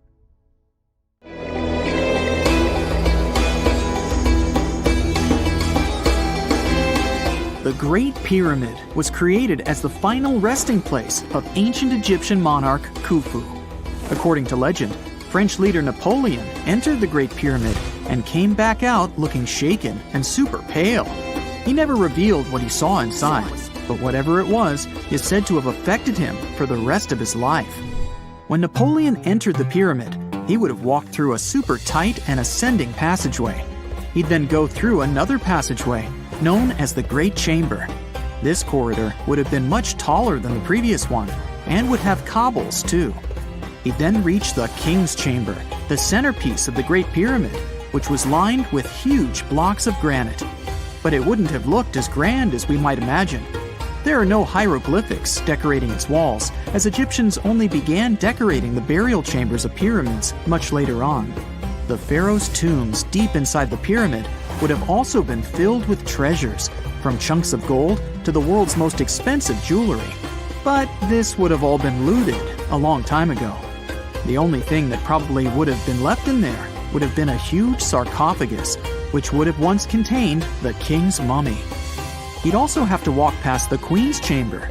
This room most likely didn't hold any queens though, as pyramids were usually only built for one person.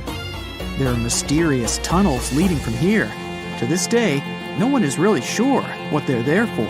And that's not the only mysterious and creepy thing Napoleon may have encountered, as stories of pharaohs leaving ancient curses on pyramids go way back. Many pyramids had warnings written on the outside, telling of horrifying things that would happen to those who entered and disturbed the peace. We might not know what exactly Napoleon found in the Great Pyramid that scared him so much, but we know for sure what was found in Tutankhamun's tomb. Tutankhamun was an ancient Egyptian pharaoh who was only 8 or 9 years old when he took to the throne. He became a cultural phenomenon when his tomb was discovered almost completely intact in 1922. His pyramid sits in the Valley of Kings in Thebes, modern Luxor, which is in Egypt. Unlike the Great Pyramid, Tutankhamun's tomb was covered in beautiful wall decorations. The walls told the story of how he would travel to the afterlife through the underworld. Egyptians believed all people would have to take this journey, so they would fill their tombs with objects and paintings to help them get there. There'd also be spells painted on the walls. They believed this would help people pass over to the next realm. The journey would be pretty long, and for that reason, the ancient Egyptians would also fill the pyramids with food. Tutankhamun's pyramid was filled with 8 fruit baskets. They even found something called gingerbread fruit in there. The rooms were jam-packed with furniture, statues, clothes, and staffs, amongst a whole bunch of other things. You'd likely find a lot of clothes and expensive jewelry in the pyramids as well. The ancient Egyptians wanted their ancestors to travel in style to the afterlife. They put Tutankhamun in his final resting place with over 50 pieces of clothing, all of the highest quality. There were tunics, scarves, gloves, and headdresses, and a ton of jewelry. Bracelets, pendants, necklaces, rings, and scarabs for protection were all found inside. Each of them was made of gold or precious stones. There were also fans made of ostrich feathers to keep the old pharaoh cool in the hot Egyptian sun. But the temperature inside the pyramids never actually went above 68 degrees Fahrenheit. The ancient Egyptians developed a super cool air conditioning system that we don't fully understand even today. Tutankhamun's pyramid also contained 130 walking sticks made from ebony, ivory, silver, and gold to help him on his journey. There were 3 chariots hidden away in case he got tired of all the walking.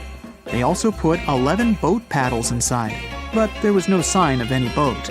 The pyramids would be littered with the pharaoh's favorite scents and perfumes. During the excavation of Tutankhamun's pyramid, it quickly became clear that it had been robbed during ancient times. There was damage to doors and traces of oils left in empty jars. It looks like someone raided the pyramid for gold and the scents, perfumes, and oils that had been left for King Tut. There was still a bit of perfume, which was made from coconut oil and frankincense, left in one bottle. It seems like Pharaoh Tutankhamun loved board games. There was an ivory traveling set of senet in his pyramid. Although we don't know for sure exactly how to play it, we have figured out it was sort of an ancient Egyptian version of backgammon. It looks like it was a 2-player game where the goal was to knock your opponent off the board. Not really sure who Tutankhamun's mummy was supposed to play with though. The ancient Egyptians had some rituals that may seem pretty strange to us. For example, they used to shave their eyebrows off if they ever lost a cat. So it's not too surprising they put some really weird things inside pyramids. archaeologists discovered a collection of mummified cats and scarab beetles in pyramids that date back more than 4,000 years. They were found in the pyramids of Saqqara, which is south of Cairo. They also found a bunch of makeup kits and mirrors inside. Makeup was worn proudly by both men and women in ancient Egyptian times. Eyeliner was the most popular cosmetic. The Rosetta Stone was one of the best discoveries ever made in pyramids.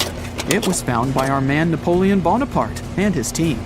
It's a black granite rock that dates back to 196 BCE. It's transcribed in Greek, Demotic, and hieroglyphic. When it was translated in 1822, we got the key to understanding ancient Egyptian hieroglyphics for the very first time. The discovery of Queen Hatshepsut's mummy in 1903 changed our understanding of the Egyptians forever. After she had passed away, her successor, Thutmose III, removed most of the evidence of her reign, so we basically knew nothing about Egypt's first great female leader. She's now gone on to become one of the few and most famous female pharaohs of Egypt. Pharaoh Khufu even had a fully fledged boat in his pyramid. Archaeologists uncovered more than 1,200 pieces of a giant boat near the Great Pyramid at Giza. They reassembled the boat, and it's a whopping 144 feet long. It's most likely a solar boat, which was designed to carry the resurrected king with the deity Ra. Fun fact, the Pyramid of Giza is the last remaining of the 7 wonders of the ancient world. The other 6 are the Hanging Gardens, the Colossus, the Temple of Artemis, the Mausoleum, the Lighthouse, and the Statue of Zeus. This pyramid was also the world's tallest man-made structure for 3,800 years, and it's the biggest pyramid in Egypt. It took a staggering 2.3 million blocks of limestone, and some weighed as much as 80 tons. It took an incredible 100,000 laborers and a whopping 23 years to build. Its original height was a mega 480 feet. In 2017, archaeologists discovered something weird about Egypt's Great Pyramid.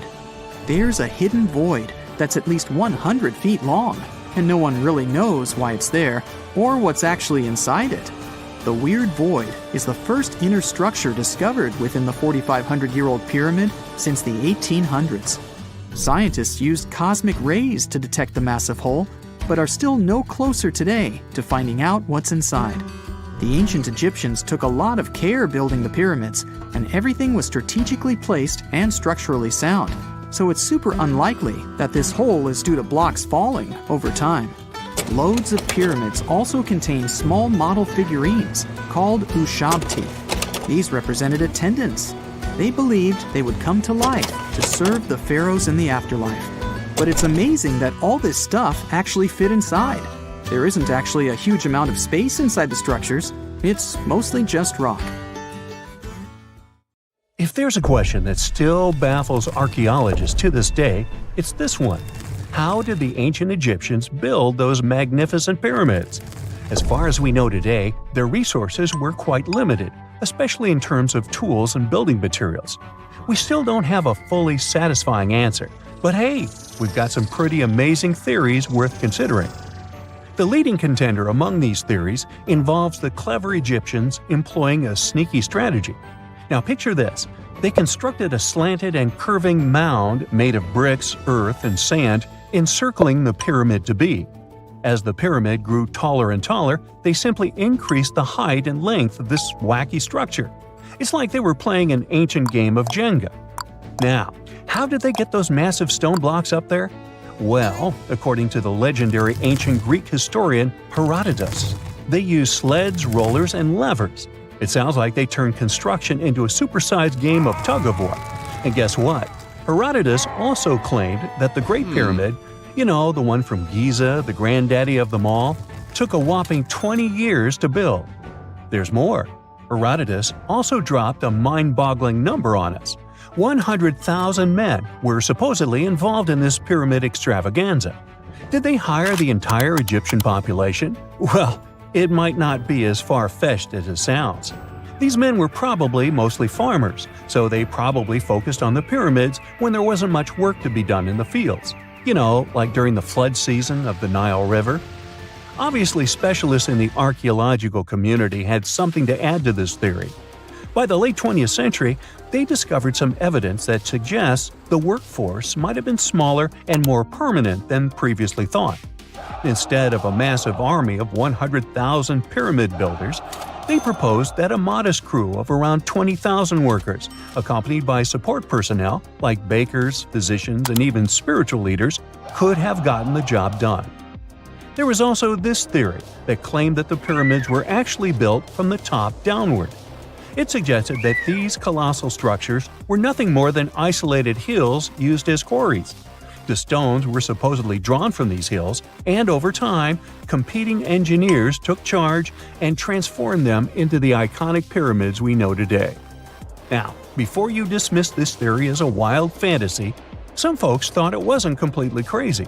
After all, there are instances where isolated hills exist, so maybe this theory had a tiny glimmer of truth. Whether it involved ramp building or ingenious work schedules, one thing is clear: those pyramids have definitely left their mark on history and on our imaginations. Now, speaking of ancient Egyptian mysteries, there's this gigantic unfinished obelisk sitting in ancient Egypt, and scientists are trying to figure out how it was shaped. Now, some people suggest that our industrious ancestors used handheld pounders to get the job done. One expert has a different take on the matter, though. He argues that if we take a closer look at the pattern left behind by the shaping tool, we'll notice something peculiar. The walls of the trenches surrounding the obelisk display a neat and even pattern, which is pretty unlikely if they were pounded away by mere mortal hands.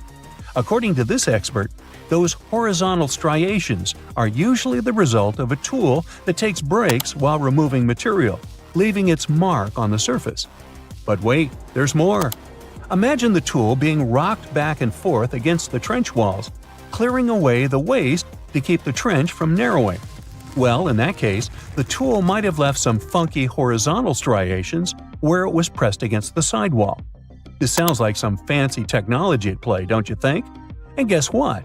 The dynastic Egyptians probably didn't have access to that kind of know-how. Another famous Egyptologist from way back also uncovered a bunch of core drills during his adventures. Although the actual drill bits are missing, his collection houses these particular core remnants made of limestone, alabaster, and even granite. These constructions aren't the only amazing thing the ancient Egyptians left behind, though. As it turns out, the Egyptians were the genius minds behind the creation of the handheld mirror. Yeah, that little mirror you use every day to check yourself out. But here's the twist. These mirrors are like pieces of art. They were decorated with inscriptions and figures. But that's not all. The Egyptians had a serious concern with their appearance. They knew the importance of personal hygiene and looking fabulous. So, in their quest for pearly whites, they invented toothbrushes and toothpaste. Dental problems were pretty common back then, and their smiles weren't exactly all white. Dentistry wasn't their strongest suit, you see. Maybe their minds were distracted by all that pyramid building. So that doesn't mean those ancient toothpaste recipes weren't amazing. One delightful concoction included rock salt, mint, dried iris petals, and pepper. Some brave dentists in the 21st century tried it out, and it worked pretty well. Ground-up ash was also used in another recipe to create a tooth cleansing paste. Mint was missing, so that didn't do much for their breath. That's when the genius Egyptians came up with the world's first breath mints. They made tablets from heated spices like cinnamon, and they mixed it with honey. Now, let's shift gears to home decor, Egyptian style. They surely took ornamentation to the next level. While the concept of decorating furniture started in Mesopotamia, the Egyptians cranked it up a notch. They went all out with different colors of ink and even developed various weights of paper. Oh, and let's not forget about those cute little area rugs we all have in our homes today. Guess who came up with the idea? Yep, the Egyptians. They used the versatile papyrus plant to make those cozy rugs. And speaking of trends, the Egyptians loved their knickknacks. They had an assortment of small figurines in the shapes of cats, dogs, and people. These statues were made from various materials, like simple sun-dried mud to the ultimate bling of gold. It all depended on how loaded you were. The Egyptians were also all about farming, and they knew that clean water was crucial for their crops and animals. That's why they came up with some nifty inventions and techniques to make sure their land was fertile and their plants were happy. First off, they had the genius idea of using ox-drawn plows. They had two types of plows, heavy and light. The heavy plow would strut its stuff, cutting deep furrows in the soil, while the lighter plow followed behind, fluffing up the earth. But they didn't stop there. After plowing, the Egyptians would break up clumps of soil and sow the rows with seeds. To give those seeds a good old squish into the furrows, they'd march their livestock across the field, effectively closing up the furrows. But hey, all that hard work would be pointless if their seeds were as dry as the Sahara. That's where irrigation comes into play. The Egyptians were so good at it that other cultures, like the Greeks and Romans, couldn't help but copy their techniques. Now let's switch gears and talk about the marvelous architecture of ancient Egypt. These folks weren't just skilled farmers, they were also architectural maestros.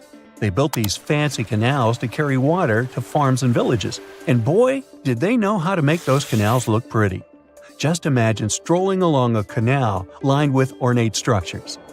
The pharaoh Ramesses the Great was quite the overachiever when it came to construction.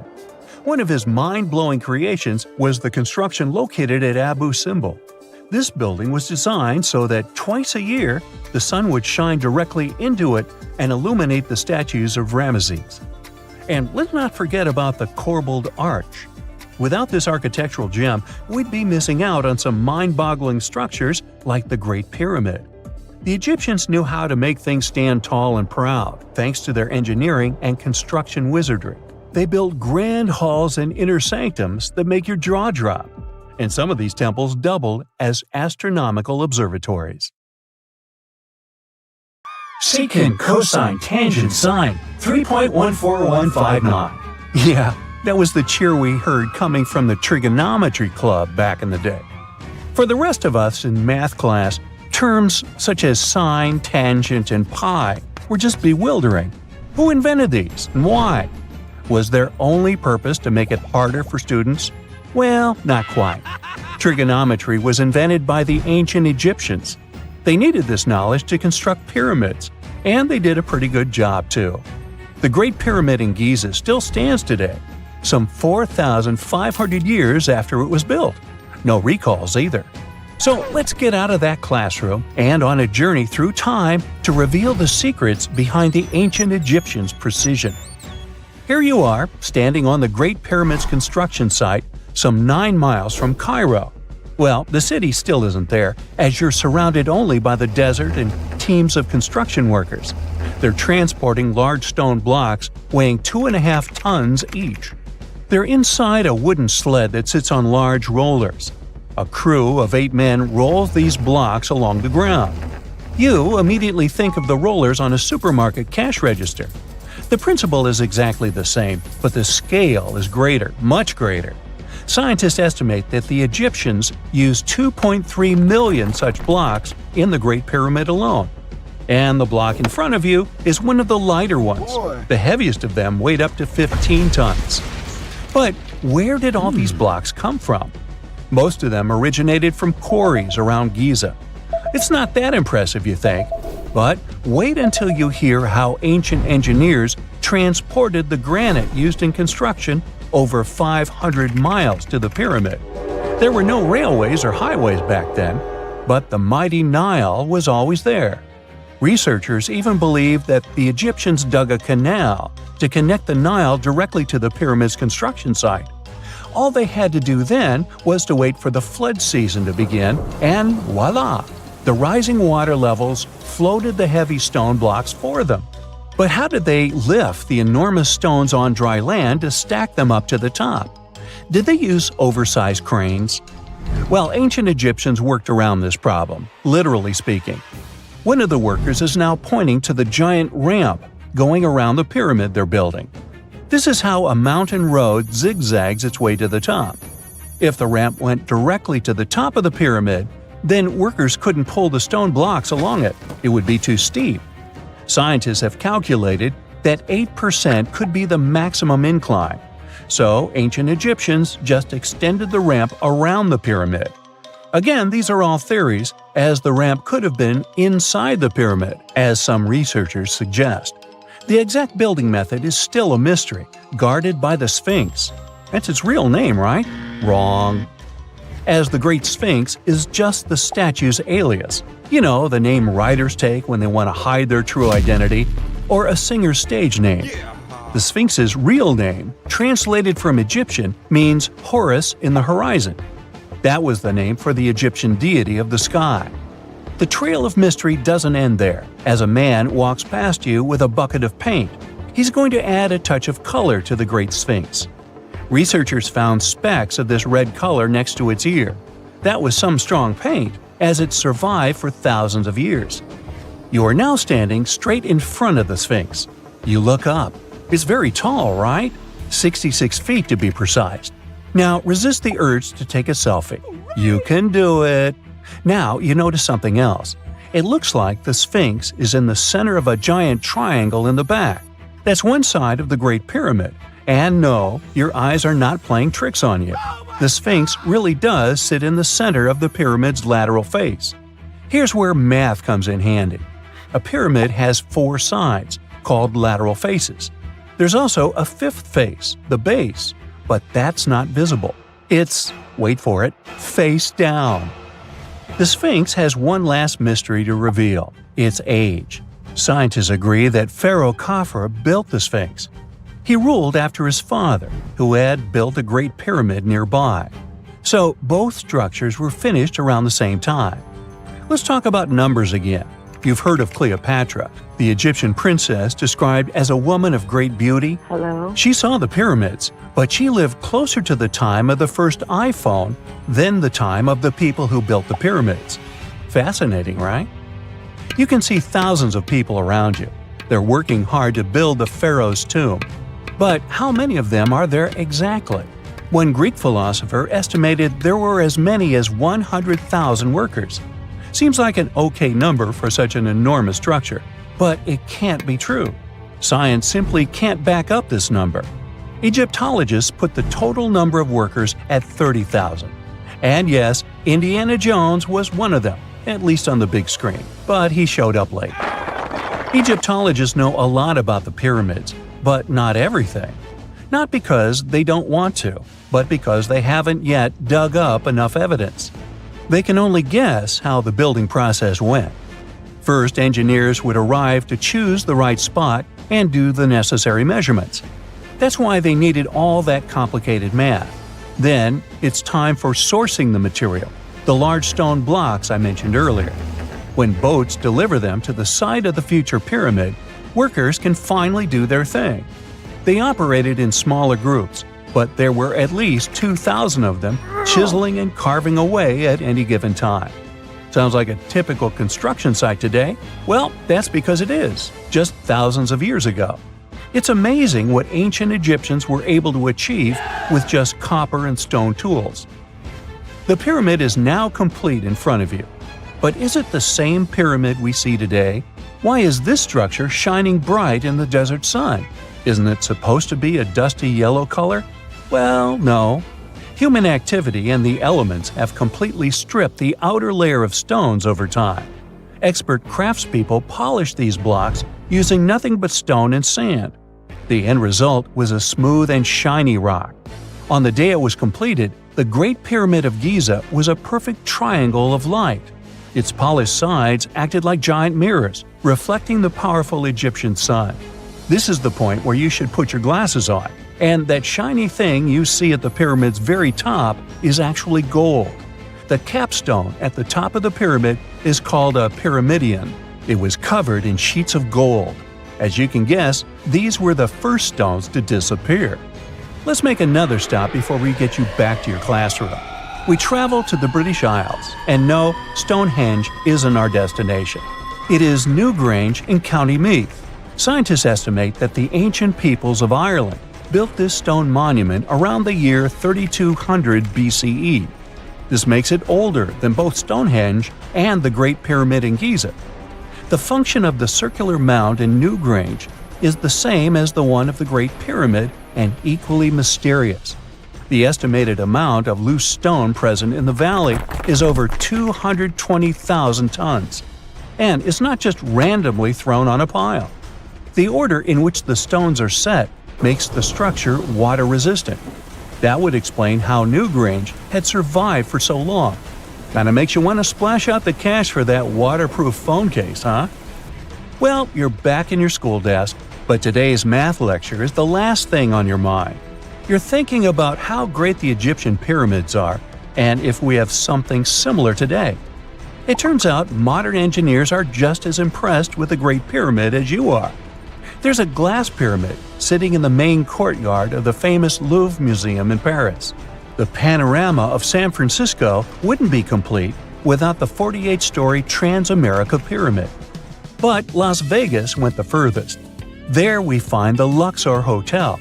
It's so big that it's the third largest pyramid on the planet. And guess what's in front of it? Yup, a replica of the Sphinx.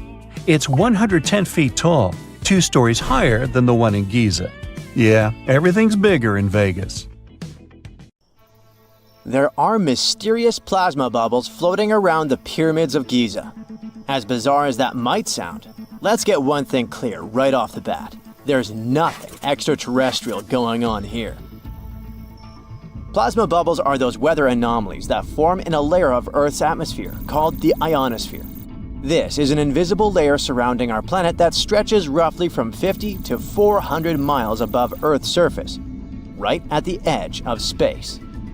In this layer, the sun, being the giant hot power that it is, basically cooks gases, splitting them into electrically charged particles called plasma. Here's where it gets interesting. At night, especially near the equator, these charged particles get disturbed, and when a bunch of them suddenly vanish at the same time, it forms what we call a plasma bubble. Imagine it like a big empty pocket where the plasma is missing or its quantity is lowered. But it's only considered a plasma bubble if this phenomenon occurs on a large scale, typically around 62 miles in size. If you're already packing your suitcase for Egypt and have put binoculars to look at the tips of the pyramids, I'm sorry to say that we can't see these plasma bubbles with the unaided eye. It's all happening way above our heads, completely invisible to us. Scientists need to use special equipment, like the Latitude Long-Range Ionosphere Radar, or LARID, to detect these bubbles. This advanced technology helps researchers track and observe the movement and formation of plasma bubbles in real time. This formation, by the way, can be triggered by solar storms. That brings us to November 2023, when an impressive solar storm occurred. On a scale from 1 to 5, this one was classified as a G3, which is considered a strong event. Solar storms occur when sunspots are basically cooler, darker areas on the sun's surface, release bursts of energy into space. These flares triggered several geomagnetic storms on Earth. While this might sound like doomsday stuff, it didn't disrupt our daily lives too much. In fact, it was great news for skywatchers, since the solar storm created stunning auroras, with the northern lights visible as far south as Greece and Turkey. But this particular storm in 2023 also had another interesting consequence. It caused the largest plasma bubble ever recorded by the Chinese radar. This phenomenon was so massive that it covered regions as far apart as the Egyptian pyramids and the Midway Islands in the Pacific Ocean. Now that's a huge distance, and it is a big deal for science. And that's because plasma bubbles are a growing threat to modern technology. Experts say they can disrupt satellite communications and GPS systems. So if you're using Google Maps or Waze and suddenly it can't figure out where you are, a plasma bubble might be to blame. Great. We now know what's going on with those bubbles, detected above the pyramids of Giza. But things get even weirder inside this ancient construction. Apparently, the Great Pyramid of Giza has the ability to concentrate electromagnetic energy within its interior. A couple of years ago, a group of researchers decided to see what would happen if they took this ancient architecture and hit it with radio waves.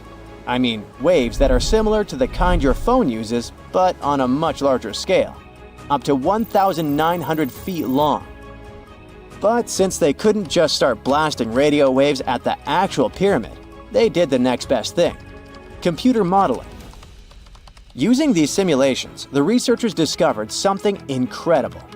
The Great Pyramid can actually concentrate electromagnetic energy within its internal chambers, as well as underneath its base, where an unfinished chamber is located. By concentrate, I mean something like trap it. For example, when you shout into a cave, you hear your voice echo back, right? The sound waves don't just disappear, they bounce around and get focused. Similarly, when radio waves hit the pyramid, they don't just pass through or around it. Instead, they get absorbed, bounce around, and focus inside and underneath the pyramid. Our list of mysterious phenomena surrounding the Egyptian pyramids doesn't end there. Inside the pyramid, there's a long, narrow passage that leads to what's known as the King's Chamber. This room sits at the center of the pyramid, and it's believed to have been the final resting place of Pharaoh Khufu, the ancient Egyptian leader who commissioned the entire thing over 4,000 years ago. When visitors step into the King's Chamber, two things normally strike them: the room's incredible acoustics and its heavy, imposing structure, which is entirely lined with red granite. Recently, scientists have started to connect these two facts. Some researchers now believe that the King's Chamber might be able to catch or pick up sound energy generated from other parts of the pyramid. In other words, this room might have been designed to amplify sound in a way that no other chamber in the pyramid can. To test this theory, researchers conducted an experiment where they sang in the Queen's Chamber, which is located directly below the King's Chamber. Here's where it gets wild. The music couldn't be heard in the lower underground rooms of the pyramid, but it sounded loud and clear in the King's Chamber. One possible explanation for this is the type of stone used in the King's Chamber: pink granite. Granite is known for its piezoelectric properties, meaning it can absorb energy from its surroundings, like sound vibrations, and convert it into electrical energy. This suggests that the chamber's unique acoustics might be due to more than just the shape of the room. It could be that the granite itself plays a role in amplifying and concentrating sound waves. According to scientists, these discoveries open up a whole new field of research into the pyramid's potential. Could the ancient pyramids have somehow harnessed the energy created by sound waves, or even Earth's natural vibrations? It might sound far-fetched, but considering the granite's piezoelectric properties are well documented in modern science, it's not entirely impossible. Who knows? Maybe we've only just scratched the surface of what the pyramids were truly capable of. Speaking of just scratching the surface, there's even more to think about, like how the pyramids ended up in such a perfect location. It seems the builders lined up the Great Pyramid with the cardinal points, meaning its sides are almost perfectly aligned with the four main directions: north, south, east, and west. There are many theories about how they did it, but one study suggests that Egyptians might have used the fall equinox to achieve this perfect alignment. During the equinox, the sun rises and sets directly in the east and west. It probably made it easier for builders to use the sun's position as a guide. By watching the sun during this time, they could make sure the pyramids were positioned just right. If we think about all these strange things about the pyramids, I mean their perfect alignment, the ability to concentrate radio waves, and the materials used in the chambers that might generate electrical energy, could the real purpose of the pyramids actually be much more complex than just being tombs? Well, Nikola Tesla thought so. It is said that the famous inventor and engineer was kind of obsessed with the Egyptian pyramids, and he wondered if they might actually be giant energy transmitters. He believed the shape and position of the pyramids could help them function as huge generators, capable of producing free, limitless energy. Some researchers agree with Tesla and believe that these massive monuments might have been designed as giant power plants. According to their theory, builders could have figured out how to move ions, those electrically charged particles in the atmosphere, by placing materials like copper, gold, and silver around the pyramids. So, it's definitely possible that the ancient Egyptians created a sustainable, renewable power source. Although this is a very interesting thought, we haven't been able to confirm this theory, and the true purpose of the pyramids remain one of humanity's biggest mysteries. You have heard about Nikola Tesla. You have definitely heard about the Great Pyramids in Egypt. But what if I told you that Tesla may have probably uncovered the ancient mysteries surrounding the pyramids? Wait, what? Is this a crossover episode? Nope. It's highly probable that the secrets of the pyramids are hidden in plain sight. But first, let's recap what we know about the pyramids. What's so mysterious about them? I mean, they are just old quirky buildings, aren't they? One of the biggest questions is how they were built. Some people think that the pyramids were created by people using only their hands and muscles.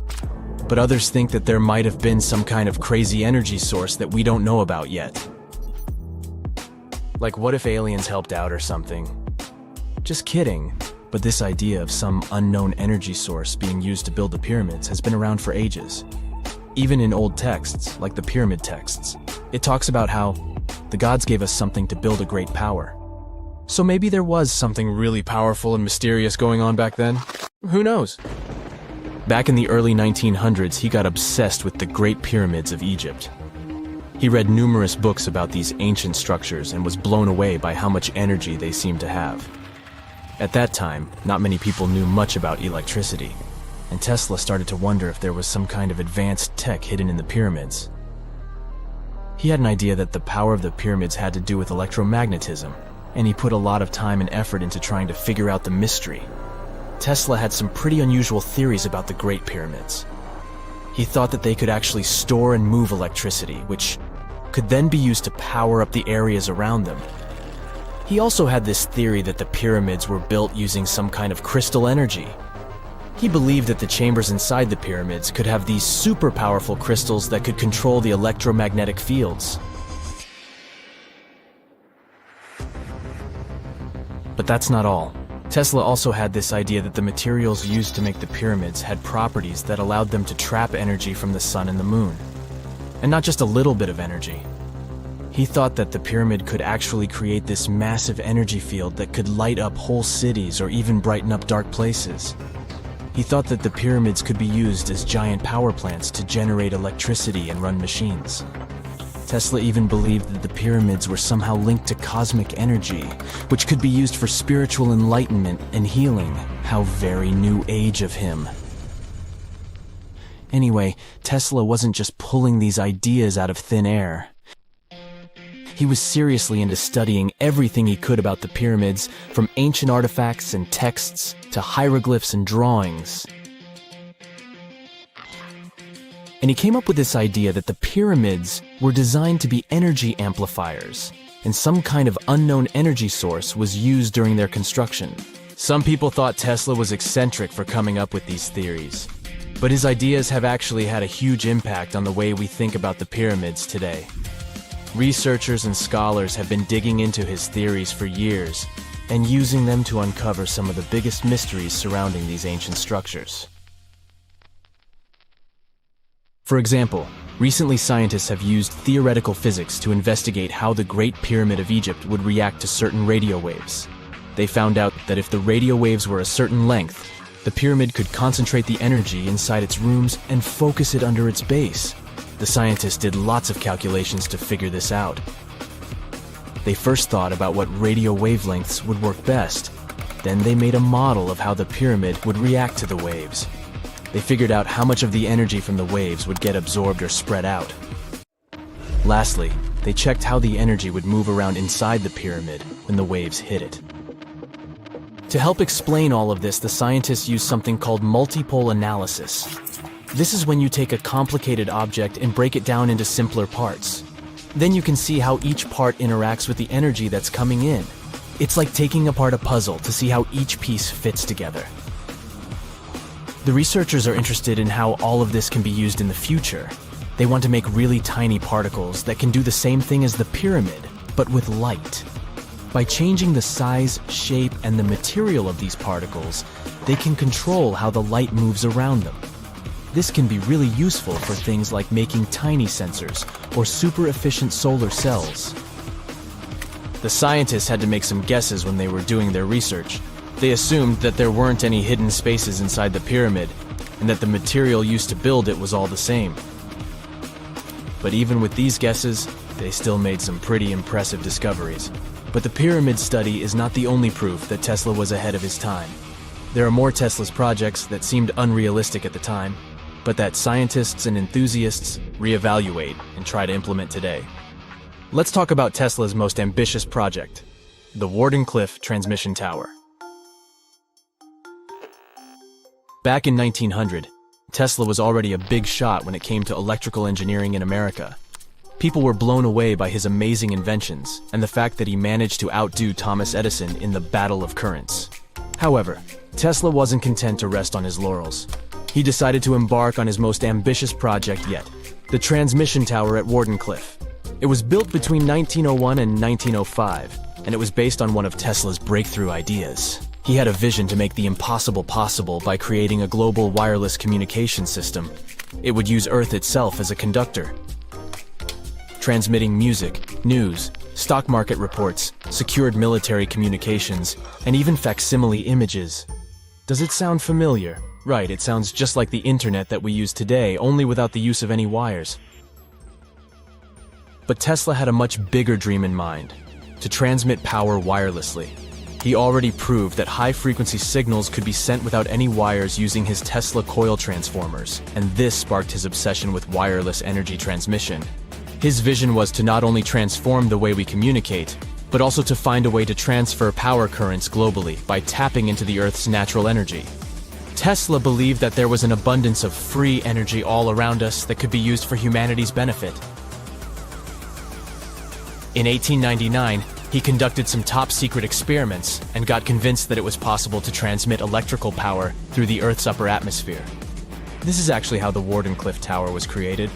It was supposed to be the prototype station for a network of towers all over the globe that would provide the whole world with wireless energy. Unfortunately, Tesla didn't have the resources or the patience of his investors to bring this project to fruition. It ran into all sorts of financial problems and roadblocks, and in 1917, the unfinished tower was finally torn down for scrap metal to pay off Tesla's mounting debts. Now it remains a sad reminder that even the greatest minds can sometimes fall short of their dreams. The original red brick laboratory, however, is still there, and it is the only Tesla lab that has survived. Fun fact, in 2017, a film crew made a crazy discovery.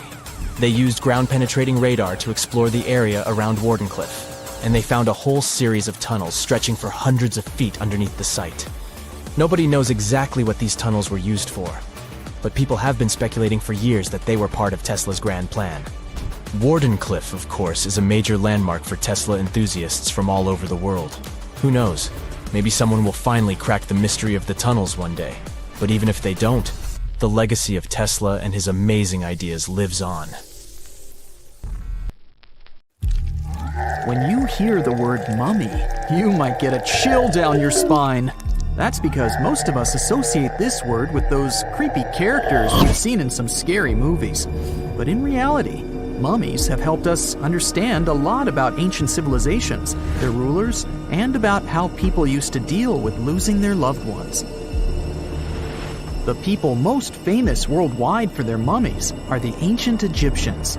They believed that some sort of existence after passing away was possible, if certain conditions were met. That's why they insisted on preserving the human body through the process of mummification and placing the mummy in a furnished tomb, kind of like giving it a fully functioning apartment of its own. Why did they believe in this? Well, because they were deeply connected to their natural environment for the most part. They saw the natural cycles around them, like how the sun rose every day, followed by the moon, or how new life was always sprouting from plants, even after they had wilted away. They also believed that the powerful spirit Osiris, who represented the cycle of passing away and resurrection, played a role in this process. To prepare for the afterlife, the ancient Egyptians followed certain rituals, like mummification, which involved using materials like honey, resins, and incense to preserve the body. There's no other mummy more popular than that of King Tut. He was a young pharaoh who ruled over 3,000 years ago in Egypt. The problem with discovering ancient royal tombs is that most of such burial sites were previously robbed. People knew ancient rulers had been left with many valuable belongings, so those locations became vulnerable to thieves. When King Tut's tomb was opened in 1922, people were excited because it had not been robbed, like many other previously discovered royal tombs. That's how well hidden it was. Inside, his mummy was encapsulated in a total of 3 coffins, including one made of gold. The objects found in his tomb showed us what ancient Egypt was like, and studying his mummy also helped us learn about the culture and practices popular at the time when he passed away. We also learned about his family by looking at his DNA. Scientists were able to discover that he had had a disease called malaria and a problem with his foot that might have made it hard for him to walk. Ramses II was another pharaoh in Egypt who ruled for 68 years, which was quite a lot back in the day. He was known for his expansion campaigns and building projects. Many objects from his time as a ruler still exist today, including a large statue of him. Ramses II was about 6 feet tall and lived to be about 90 years old. After looking at his mummy, scientists concluded that he may have had a medical condition that affected his spine. Now, remember those thieves I mentioned before? They are probably the reason why Ramses II ended up in a plain coffin in a secret collection of royal mummies at Deir al-Bahari, which was rediscovered in 1881. Thankfully, archaeologists were able to identify him because his journeys had been recorded on his wrappings. The process was really tedious too. In fact, in ancient Egypt, the mummification process could take a staggering 70 days to complete. A special person would say a very specific speech while delicately handling the body and drying it out using a type of salt called natron. They also used linen and resin to make the body look more lifelike and to wrap it in cloth. The tomb was equally as important for ancient Egyptians. The walls of King Tut's tomb, for example, were adorned with intricate artwork that depicted his journey to the afterlife, from his burial procession to his passage through the underworld. The ancient Egyptians believed that everyone made this journey after passing away, and they filled their tombs with items and paintings to help the person in their spiritual travels. Additionally, the walls of the tomb were decorated with spells from a special book, which contained a collection of poems that the Egyptians believed would help people reach the afterlife. And speaking of how important this journey was, people also placed food in these ancient tombs. In King Tut's tomb, archaeologists discovered 36 jars of vintage beverages and 8 baskets of fruit, which were believed to be left there to help him in his journey to the afterlife. The Egyptians believed that traveling to the afterlife took a really long time, so they left a lot of supplies, such as food and water, to sustain their loved ones. Pharaohs also generally had numerous luxurious garments and beautiful jewelry in their tombs to ensure that they would have a fashionable journey. These items included various types of linen clothing, such as tunics, scarves, gloves, and headdresses, as well as a lot of gold jewelry with precious stones, like bracelets, buckles, pendants, necklaces, rings, and even precious depictions of insects for protection. Some were also deposited with fans made from ivory and ostrich feathers to keep them cool in the afterlife. Some ancient rulers were even placed in their forever apartments along with boats. For example, Pharaoh Khufu built the Great Pyramid at Giza as his tomb, and a large ship was found inside. King Tut, however, was buried with multiple boat paddles, but no actual boat. Instead, he had 3 chariots and numerous walking sticks made of precious materials, perhaps indicating he'd rather travel to the beyond by land, not by water. Amongst the most interesting objects found near ancient mummies are bottles of oils and perfumes. If rulers were supposed to be fashionable, why not smell nice too, right? Also, some of them had some ancient kinds of board games. most of them made out of precious materials like gold or ivory. One of those games was called Senet. It was very popular amongst the ancient Egyptians and very similar to modern-day chess. The ancient Egyptians may have the most famous mummies out there, but they weren't the first to invent the procedure. In fact, it all started in South America with an ancient civilization named the Chinchorro. As far as we know today, these people were the first to mummify their loved ones that had passed away. They did it somewhere around 2,000 years before the Egyptians started their own rituals. Sure, we can tell a lot about ancient rulers by studying these mummies, but until recently, we had no idea what they really looked like during their lifetime. Not so long ago, though, some very special mummy paintings were found by archaeologists studying ancient Egyptian objects. These mummy portraits are highly detailed paintings of individuals that were made while they were still alive. Such paintings were often painted on wood, as opposed to the classical portraits we all know about, which are painted on canvas. They are known for their realism and beauty, and have even been used by researchers to diagnose diseases by comparing them to the corresponding mummies. Some of these portraits also include depictions of jewelry, which was later found on the mummies.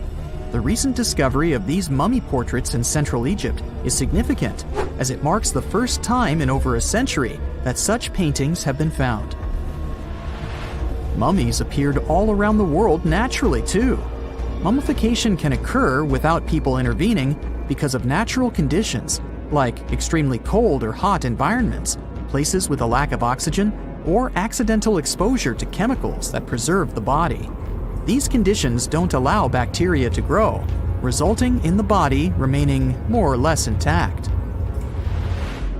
Famous Otzi was one of these mummies. We know today he was a man who lived around 5,000 years ago in Europe. But upon his discovery in the Alps in 1991, Austrian authorities initially believed that he was a modern mountaineer because of how well preserved the body was. However, after the Iceman was removed from the glacier, it was determined that he was actually from the Copper Age. X-rays are a type of invisible radiation that can pass through our bodies and objects. They're very important in the field of medicine because they allow doctors to see inside our bodies without having to perform surgery. Now, let's dive into how X-rays work. They're a kind of electromagnetic radiation, just like light or radio waves. However, they have much higher energy than light, which makes them able to go through objects that light cannot. Imagine you have a powerful flashlight. If you try to shine it through a wall, the light won't go through because the wall is too thick.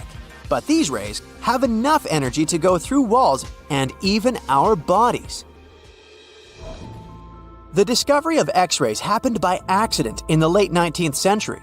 A scientist was experimenting with cathode rays, which are a type of radiation. He was working in his lab and noticed that a nearby fluorescent screen started to glow, even though it was not directly exposed to the cathode rays.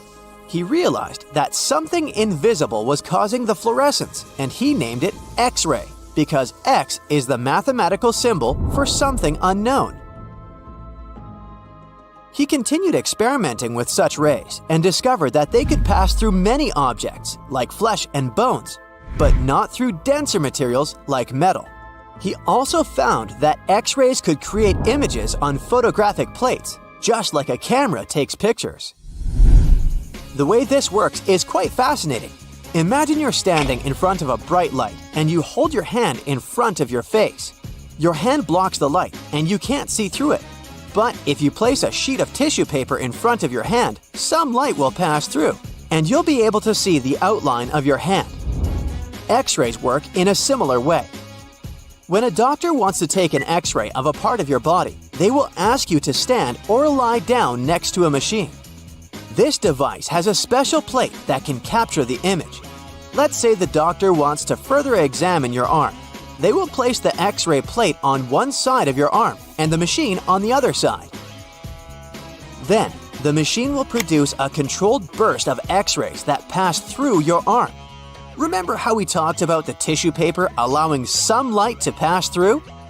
Well, in this case, Some of those X-rays will go through your arm, while others will be absorbed or blocked by the denser parts of your body, like bones. The plate captures the X-rays that pass through your arm, and it creates an image. This image shows the bones and other structures inside your body, allowing the doctor to see if there are any problems or injuries. Now, you might be wondering why X-rays can pass through some things but not others. It has to do with the density and composition of the objects. Denser materials like bones absorb more X-rays, so they appear white in the image. So when you look at the result, you'll see your bones as white shapes. Other tissues like muscles and organs are less dense and allow some of those rays to pass through, so they appear as gray shadows. What if I told you there's a whole new way you can peek inside objects, but without using X-rays? I'm not talking about magic powers. Take a comfortable seat while I explain what muography is. This fascinating scientific technique allows us to see inside objects and even beneath the Earth's surface using a special type of particle called a muon. These elementary particles are very similar to electrons, but they're much heavier. They are created high up in the Earth's atmosphere when cosmic rays, which are particles coming from space, collide with the air molecules. Now, muons are special because they can pierce through different materials. They can pass through rock, soil, and even buildings. Scientists realized this potential back in the 1950s when they were studying cosmic rays and noticed that some of the particles could pass through thick materials. The first muography experiments took place in the 60s. Specialists discovered that muons can be detected using special devices called muon detectors. These detectors are usually placed underground or in specially designed laboratories to shield them from other particles and background radiation. Now let's dive into how muography actually works. Imagine you have a large object, like a pyramid, a mountain, or even an ancient statue, and you want to see what's inside without damaging it. First, detectors are positioned around the object or in the area you want to examine. These detectors are sensitive to muons and can track their paths. When such a particle passes through a detector, it leaves a trace, like footprints in the sand. By collecting data from multiple detectors, scientists can reconstruct the paths. Here's where things get really cool. The Earth's atmosphere acts like a natural filter for muons. It turns out that the more massive an object is, the more particles it will block. So, if you have a large, dense object like a mountain, fewer muons will pass through it compared to a smaller, less dense object, like an empty box. This difference in the number of particles that reach the detectors can give us clues about what's inside the objects. Scientists use computer algorithms and mathematical techniques to analyze the data and create images. These images represent the density distribution of the object being studied. It's like creating a map that shows where the densest areas are and where there's gaps inside the object. The concept of muography is similar to using shadows to understand the shape and size of an object. Imagine you're standing in front of a bright light and you place your hand between the light source and a wall. You'll see a shadow of your hand on the wall. Based on the shape and size of the shadow, you can get an idea of what your hand looks like, even though you can't see it directly. This technique has been used to study various objects and structures. For example, scientists have used it to explore the inside of volcanoes and pyramids, and even to investigate the structure of mountains and the Earth's crust. With the help of this amazing technique, scientists have now uncovered new information about the Great Pyramid of Giza. They discovered something that had eluded tomb raiders for centuries. They found a hidden chamber. And guess what they named it? The Big Void. Yeah, I know, not the most creative name. They even used 3 different muon detection techniques just to be super sure that it was indeed a big, mysterious void inside the grandest pyramid of them all. Once news got out about this mind-boggling discovery, Egyptian authorities couldn't resist the temptation to explore further.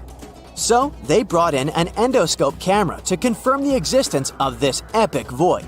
So they inserted a camera through one of the openings underneath the entrance, and voila, it revealed a corridor. More so, the corridor had a chevron ceiling. I can't help but imagine the ancient Egyptians using it as a cool dance floor.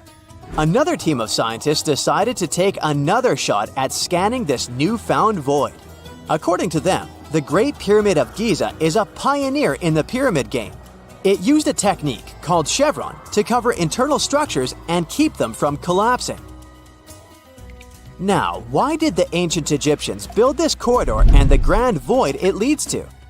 One theory suggests that the corridor was built to relieve pressure inside the pyramid. Another theory says that the void could be a result of the pyramid's construction process.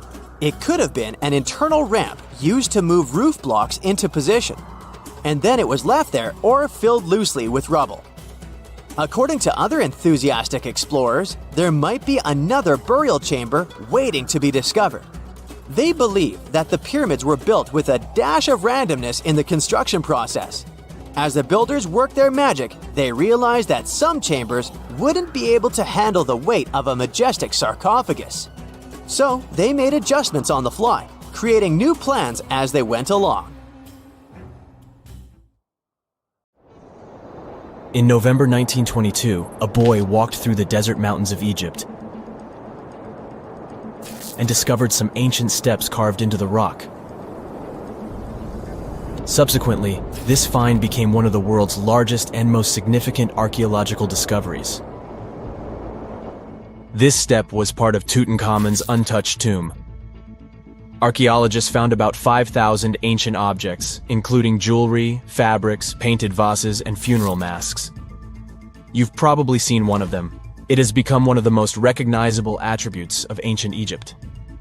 More than 100 years have passed since then, and now humanity has finally become close to another large-scale discovery, the tomb of Cleopatra.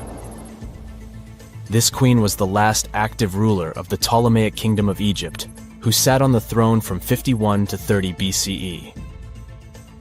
There are many ancient records about Cleopatra, her reign, and her unusual personality, but until now, no one has discovered the secrets about her passing away in the burial place. So, one archaeologist, Dr. Kathleen Martinez, has been studying ancient records and temples around Alexandria for decades, and concluded that the tomb of the queen should be located under the ancient city of Taposiris Magna, founded in 280 BCE. It was a big city on the northern coast of Egypt, where tens of thousands of people were engaged in trade and industry, and it seems that Dr. Martinez's guesses turned out to be correct. She and a group of archaeologists have discovered a secret underground tunnel near Alexandria, with a length of about 0.8 miles. It was cut into the rock under Taposiris Magna's temple. During further excavations, they found many things that indicate Cleopatra's tomb lies in the tunnel's depths. It's also possible that she is buried there together with the Roman commander, Mark Antony. According to ancient records, Cleopatra and Mark Antony loved each other and together opposed the Roman Senate, which declared Antony a traitor. The fact that natural disasters have occurred on the territory of Taposiris Magna for thousands of years can complicate the excavations. Earthquakes and floods destroyed the city and possibly flooded its underground tunnels. But archaeologists hope the ancient tomb remains untouched, and that it hides many treasures and records about the royal life of ancient Egypt during the reign of the last dynasty. There's a chance that excavations will go underwater and in the mud. This will require much time and funding, but archaeologists are sure it's worth it. Anyway, it's too early to say that Cleopatra is really buried there, but scientists have found many things in the tunnel that confirm this, including clay pots, dozens of coins with the image of Cleopatra and Alexander the Great, as well as a bust with the image of the Egyptian queen. Cleopatra is still one of the most popular personalities in Egypt, on an equal footing with Ramesses III and Tutankhamun. She inspired many films, paintings, and books, but what made her so popular? She became famous for her inconsistency. She was a beautiful, intelligent ruler who pulled Egypt out of the crisis and made it a prosperous power. Medieval Arabic texts say she knew chemistry, mathematics, and philosophy, and may have written several scientific books. She knew several languages and had excellent diplomatic skills. At the same time, there are many legends that she was a femme fatale who drove many men crazy. However, there's no evidence that her beauty was incomparable. The image of a stunning model was created by Hollywood when it made several films where famous actresses performed the role of Cleopatra. And the Roman Emperor Octavian, the adopted son of Julius Caesar, specially created the image of Cleopatra as an insidious seductress because he was her enemy. Even though she was born in Egypt, Cleopatra wasn't an Egyptian. Her ancestors were Greeks, among whom was one of the generals of Alexander the Great. However, the people of Egypt loved her.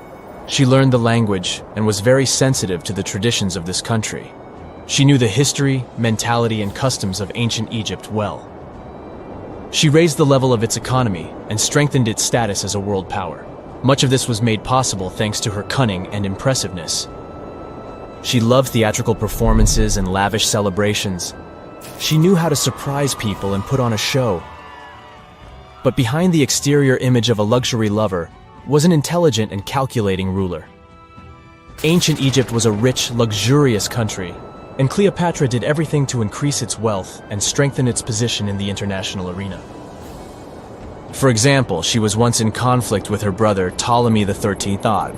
The queen knew that she wouldn't be able to resist him, so she decided to attract Julius Caesar to their side. The Roman emperor arrived in Alexandria, where Cleopatra wanted to meet him, but Ptolemy knew about her plans and was about to prevent her from coming to Caesar. Then, instead of a rich and noisy arrival, Cleopatra decided to make her visit inconspicuous. She wrapped herself in a carpet or linen bag the emperor's servants carried into Caesar's private chambers.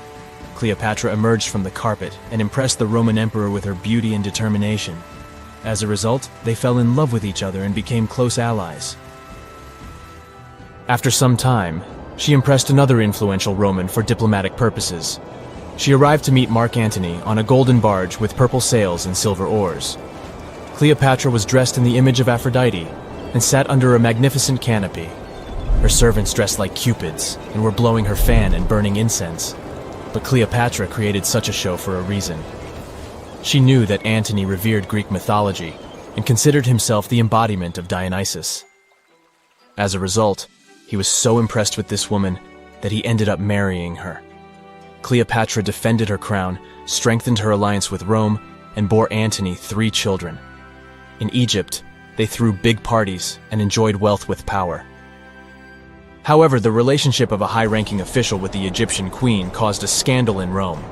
Octavian was Antony's primary opponent in the struggle for power, so he exploited the situation to darken the competitor's reputation. He used propaganda to make Cleopatra an insidious seductress in the eyes of Roman citizens. He accused Antony of succumbing to her charms. The Roman Senate supported Octavian and declared Cleopatra an enemy. In 33 BCE, this conflict reached a high point when Antony's navy clashed with Octavian's fleet. The latter won and forced his enemy to flee to Egypt with Cleopatra. According to some records, they took refuge near Alexandria. Pursued by the Romans, they hid in one of Cleopatra's palaces and met their end. Some legends say that Cleopatra was an expert in poisons. She provoked a venomous snake, a viper or an Egyptian cobra, to bite her. Also, according to another legend, she pricked herself with a poisonous needle. There's a theory that Cleopatra always carried an ampule with poison inside her hairbrush. And when she was cornered, she soaked the needle with this poison and pricked herself. None of this can be said for sure. Scientists are still trying to find out the truth. Perhaps when they reach Cleopatra's tomb, the world will get more answers about her tragic fate. She is considered the last ruler of Egypt.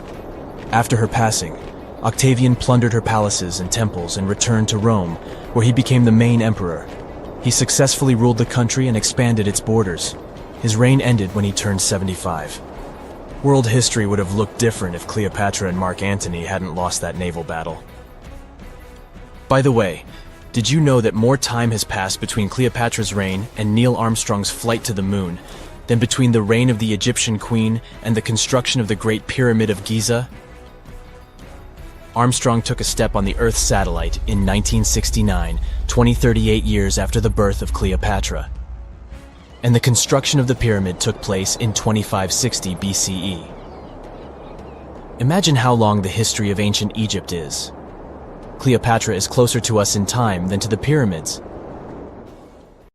If someone finally invents time travel and you hop on a trip to the past, you won't recognize many of the things you know and love today.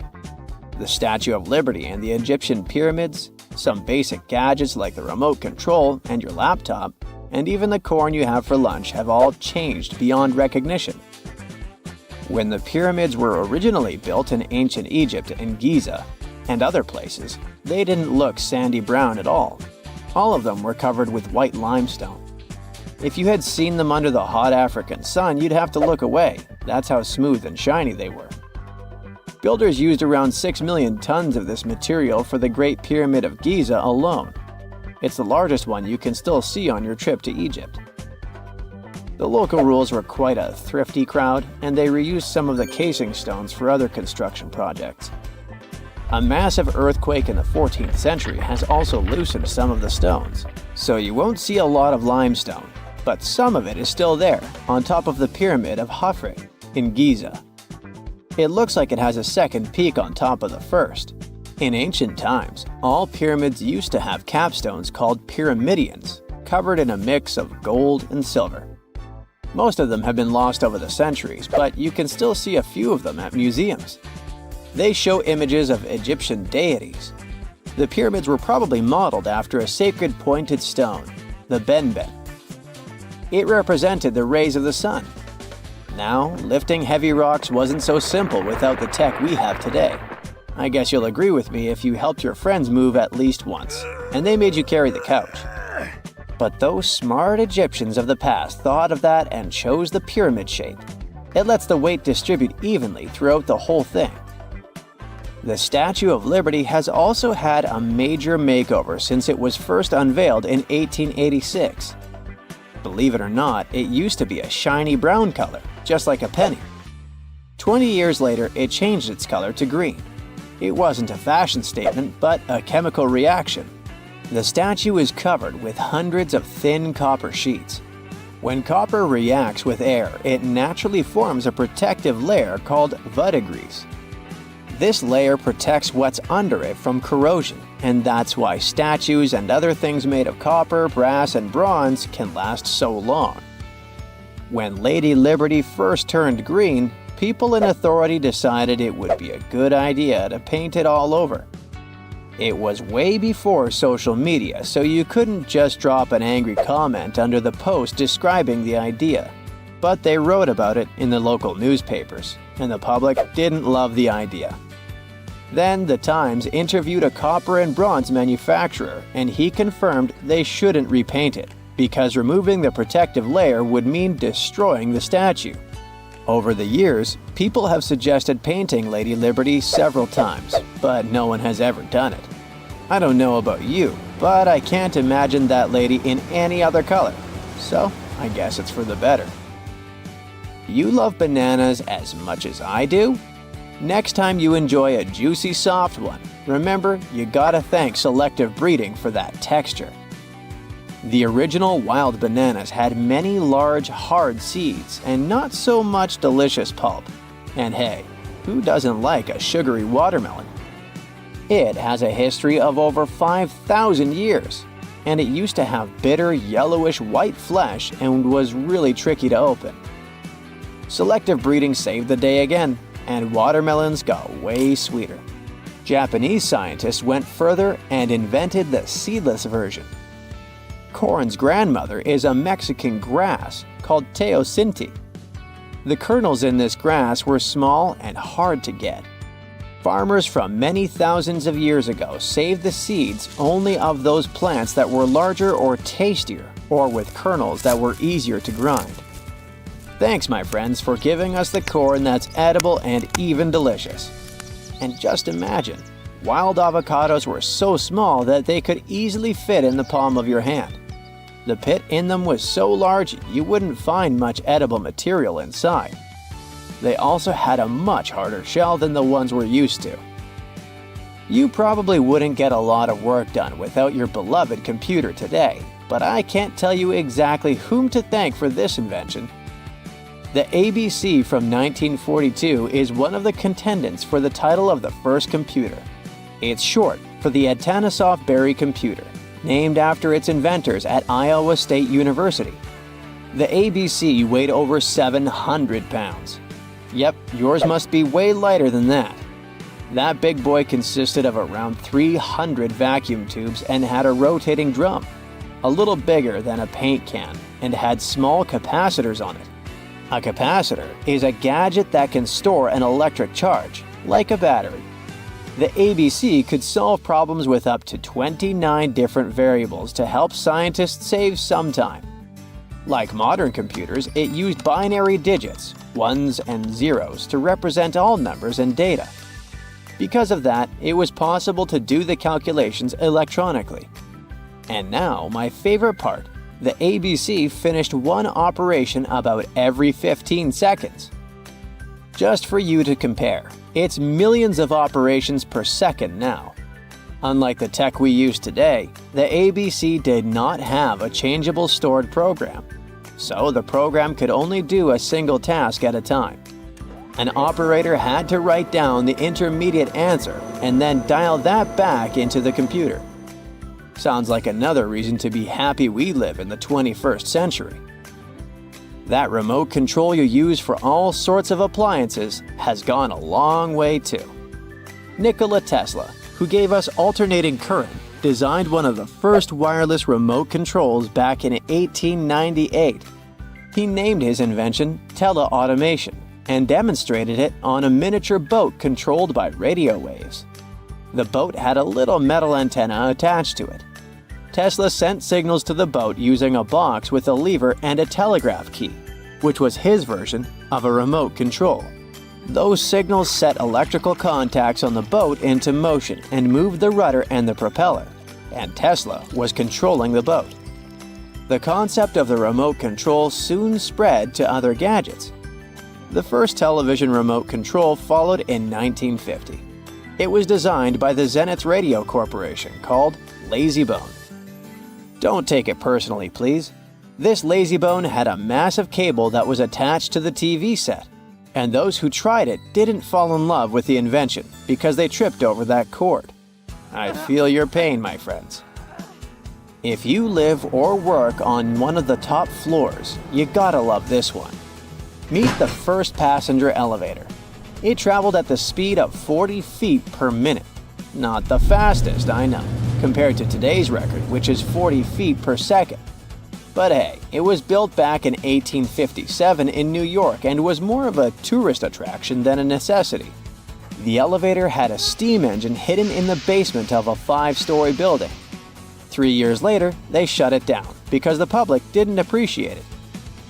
Otis Tufts filed the first patent for a vertical railway around the same time. His invention included an actual car with a bench inside for people to sit on. Sounds like a great spot to hang out with friends to me. What do you say? Then they started adding elevators to luxurious hotels around the world. They were entire rooms with a rich design, upholstered seats and mirrors on the walls, and sometimes even a small chandelier. There was an obligatory operator who'd close the door and the car would start its super slow ascent. It was still more about style than about speed, so I guess I'd choose the stairs. For more than 3,000 years, the gold mask of Pharaoh Tutankhamun stayed hidden in the Valley of the Kings. This artifact, which stands about 21 inches tall, shows how skilled and artistic the ancient Egyptians were. But nobody expected that X-rays would reveal its biggest secret. King Tut was the last ruler of his family during the 18th dynasty. He took the throne at just 9 years old, but ruled for only 10 years before he passed away unexpectedly. If we're being honest, back in ancient Egypt, he was mostly forgotten by the rulers who came after him. His tomb wasn't a big deal for them, so much so that even the grave robbers forgot about him. It might sound a bit sad, but the truth is that it was actually great news for us.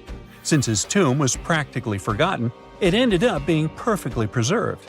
While the other tombs in the Valley of the Kings were looted, his remained sealed and untouched. So, when it was discovered back in 1922, it had over 5,000 precious objects inside. That made Tutankhamun basically an instant celebrity and one of the best-known pharaohs nowadays. Among the treasures was the most stunning piece, his golden mask. This mask is said to be an exact image of the king's face, or at least it was supposed to be, but we'll get to that later. The purpose of this accurate representation of his face was to make sure that his soul would recognize him in the afterlife and return to his mummified body. In ancient Egyptian beliefs, this would allow him to continue living in the afterlife. The details of the mask clearly looked incredibly difficult to create, but people didn't realize how complex it truly was until many years later. The first X-rays of the mask were taken in 1967. Back then, the main reason for these scans was practical – conservation. The mask was heading to Paris for an exhibition, and it was the first time it had ever left Paris. This would help them keep track of any changes during the exhibit.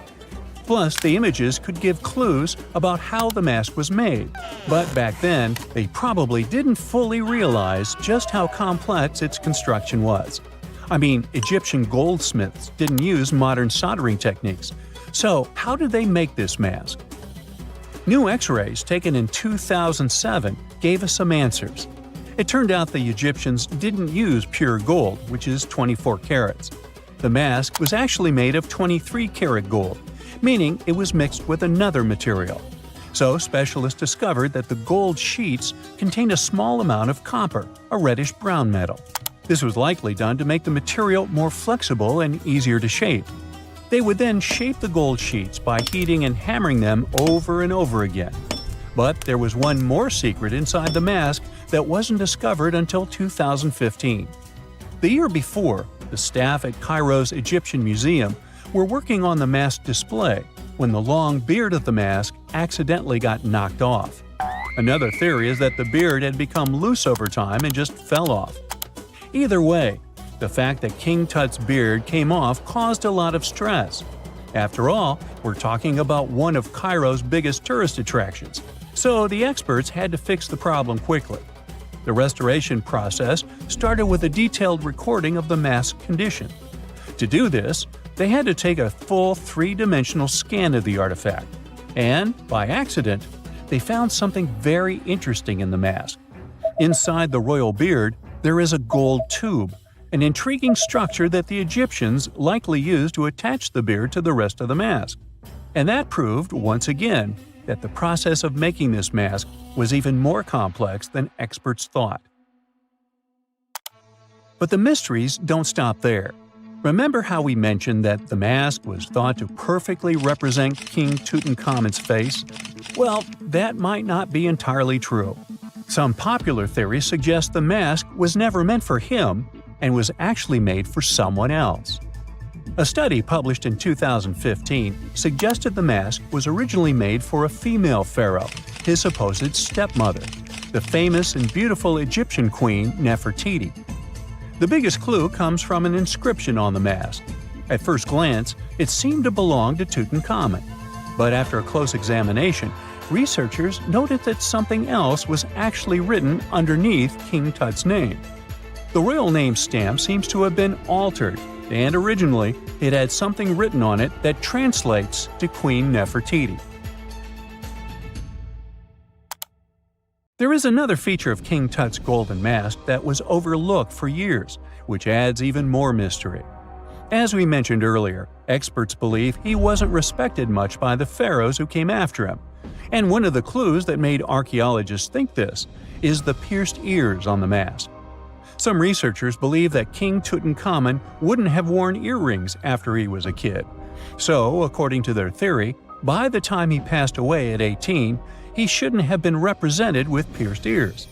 This could also support the idea that the mask originally belonged to Nefertiti, or maybe to someone who wasn't even connected to King Tut. But the mask isn't the only source of mystery. In fact, his whole tomb is full of puzzles.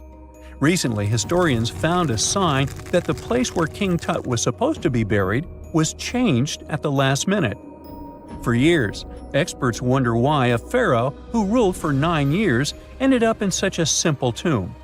When compared to the grandeur of other pharaohs' tombs, his tomb seemed, well, a bit plain.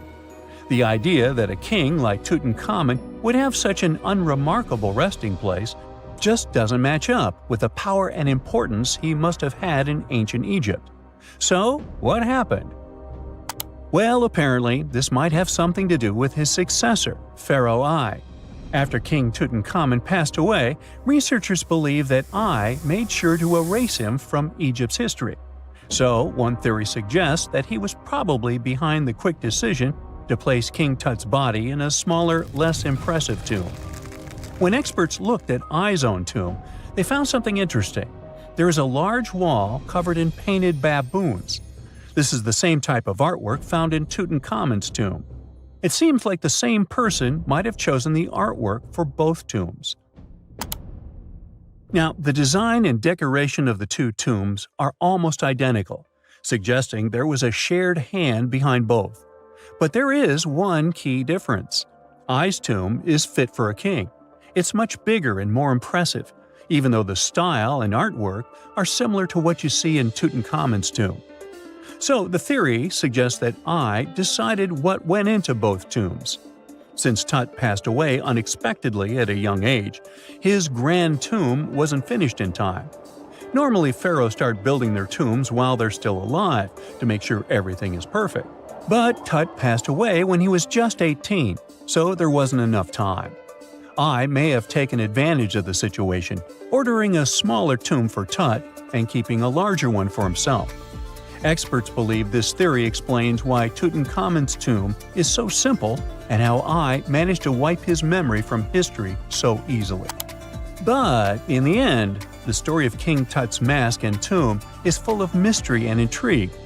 Each new discovery sheds more light on what really happened all those years ago. But one thing is for sure, the secrets of ancient Egypt still have much to reveal, and King Tutankhamun will continue to fascinate people for years to come. So looky here, scientists discovered ancient artifacts near King Tut's tomb. Turns out, his VIP final resting place looks more like a public graveyard with about a dozen wooden coffins that's been there for around 3,600 years. Okay, I might have exaggerated a tad. The 11 tombs weren't exactly right next to King Tut, but they were close, near the same city of Luxor. New findings in Egyptian tombs can help us piece together what life was like in ancient Egypt. And guess what? Ancient Egyptians seem to have been remarkably like us, modern humans. Say, the women have always loved jewelry, and archaeologists retrieved a beautifully made necklace with 30 amethyst beads and 2 agate beads, plus a hippo head amulet. Bet it was all the rage back then. Researchers also discovered 2 copper mirrors. One had a handle shaped like a lotus, and the other was decorated with Hathor, the ancient Egyptian deity of the sky, women, fertility, and love. These recent excavations near Tutankhamun's burial site led to another jaw-dropping revelation. For the first time in thousands of years, fragments of Queen Hatshepsut's Valley Temple were uncovered. This fearless woman was thought to be the second female pharaoh, who ruled with both courage and wisdom, leaving a legacy as solid as the stones themselves. Her temple, hidden for ages, opens a window into a time filled with power, intrigue, and spiritual devotion. Archaeologists found over 1,000 beautifully decorated stone blocks on the outskirts of Hatshepsut's funerary temple. There were very few women who managed to take the throne in ancient Egypt. Another tomb was found nearby, and it belonged to the overseer of Queen Teti Sheri's palace, whose name was Jehuti-Mez. Queen Hatshepsut seems to have even more tombs, aces up her sleeve. These tombs were carved into the rock instead of being built as pyramids, showing a unique ancient perspective on how to protect the soul in the afterlife. Experts managed to retrieve some cool ancient pieces from the site. Toys made of clay, mummy masks, winged scarabs, and some amulets. Sadly, there surely used to be way more artifacts, but over the last centuries, there have been people other than archaeologists to stumble upon this site. It's likely that looters got to these tombs before them and may have taken some valuable items. But they did leave behind some cool stuff for the researchers, like pottery used for offerings of bread and meat, along with archers' bows that connect the tomb's owners to the Egyptian military. Meanwhile, soul protection is way more important than you might think, especially if you're roaming around Luxor looking for ancient secrets. You aren't scared of King Tut's curse, are you? Let me tell you what happened to those who weren't scared, but promise me to take it with a dash of salt, okay? For years, Egyptologists, especially those who believed in paranormal activity, were convinced that there was an unsettling curse surrounding Tutankhamun's archaeological discoveries. This belief stemmed from the mysterious and untimely demise of several excavators who discovered the tomb in 1922 with no logical explanation for why they passed away. It was just easier to chalk it up to something supernatural and avoid the whole mess. But it turns out it wasn't a curse at all. It was likely the radiation that caused those excavators to perish. Now, you might wonder where the radiation came from. After all, while radioactivity was discovered in the 19th century, ancient Egyptians, despite their impressive pyramids, didn't have any radium lying around to make Tut's tomb glow like crazy. So, what could be the real story? It might have been toxic waste behind it all. Toxic levels of radiation from uranium and hazardous waste have been lurking inside the tomb since it was sealed over 3,000 years ago. The burial chamber of Tutankhamun's tomb reportedly has such high radiation levels that anyone who steps inside could easily end up with a fatal dose of radiation sickness or an incurable condition. By the way, you can have a somewhat similar level of radioactivity if you don't get rid of those moldy dinner leftovers you left to perish in your fridge a month ago. But this radioactivity isn't exclusive to Tutankhamun's tomb. Ancient Egyptian artifacts discovery is rewarding yet dangerous due to unusually high radiation levels in Old Kingdom tombs all over Egypt. Geiger counters have detected radiation at 2 sites near the Giza pyramids, and radon, a radioactive gas, has been found in several underground tombs in Saqqara. Interestingly, experts believe that the builders of these ancient tombs were aware of the toxins, as some eerie warnings were carved into the walls of many tombs. One inscription ominously declared, "They that break this tomb shall meet their end by a malady that no doctor can diagnose." Other ominous phrases like "forbidden," "due to evil spirits," only added to the fear that supernatural curses haunted these ancient sites. Ominous signs have stunned archaeologists since forever, but the fear grew even stronger a century ago with the mysterious passing of Lord Carnarvon, who funded King Tut's excavation in 1922 and reportedly explored the treasure-filled rooms, along with several others who entered the tomb. Arthur Weigall, another British Egyptologist who was present at the tomb's opening and is credited with starting the curse myth, passed away young when he was just in his 50s in 1934. Chances are the condition that made him pass was connected to radiation.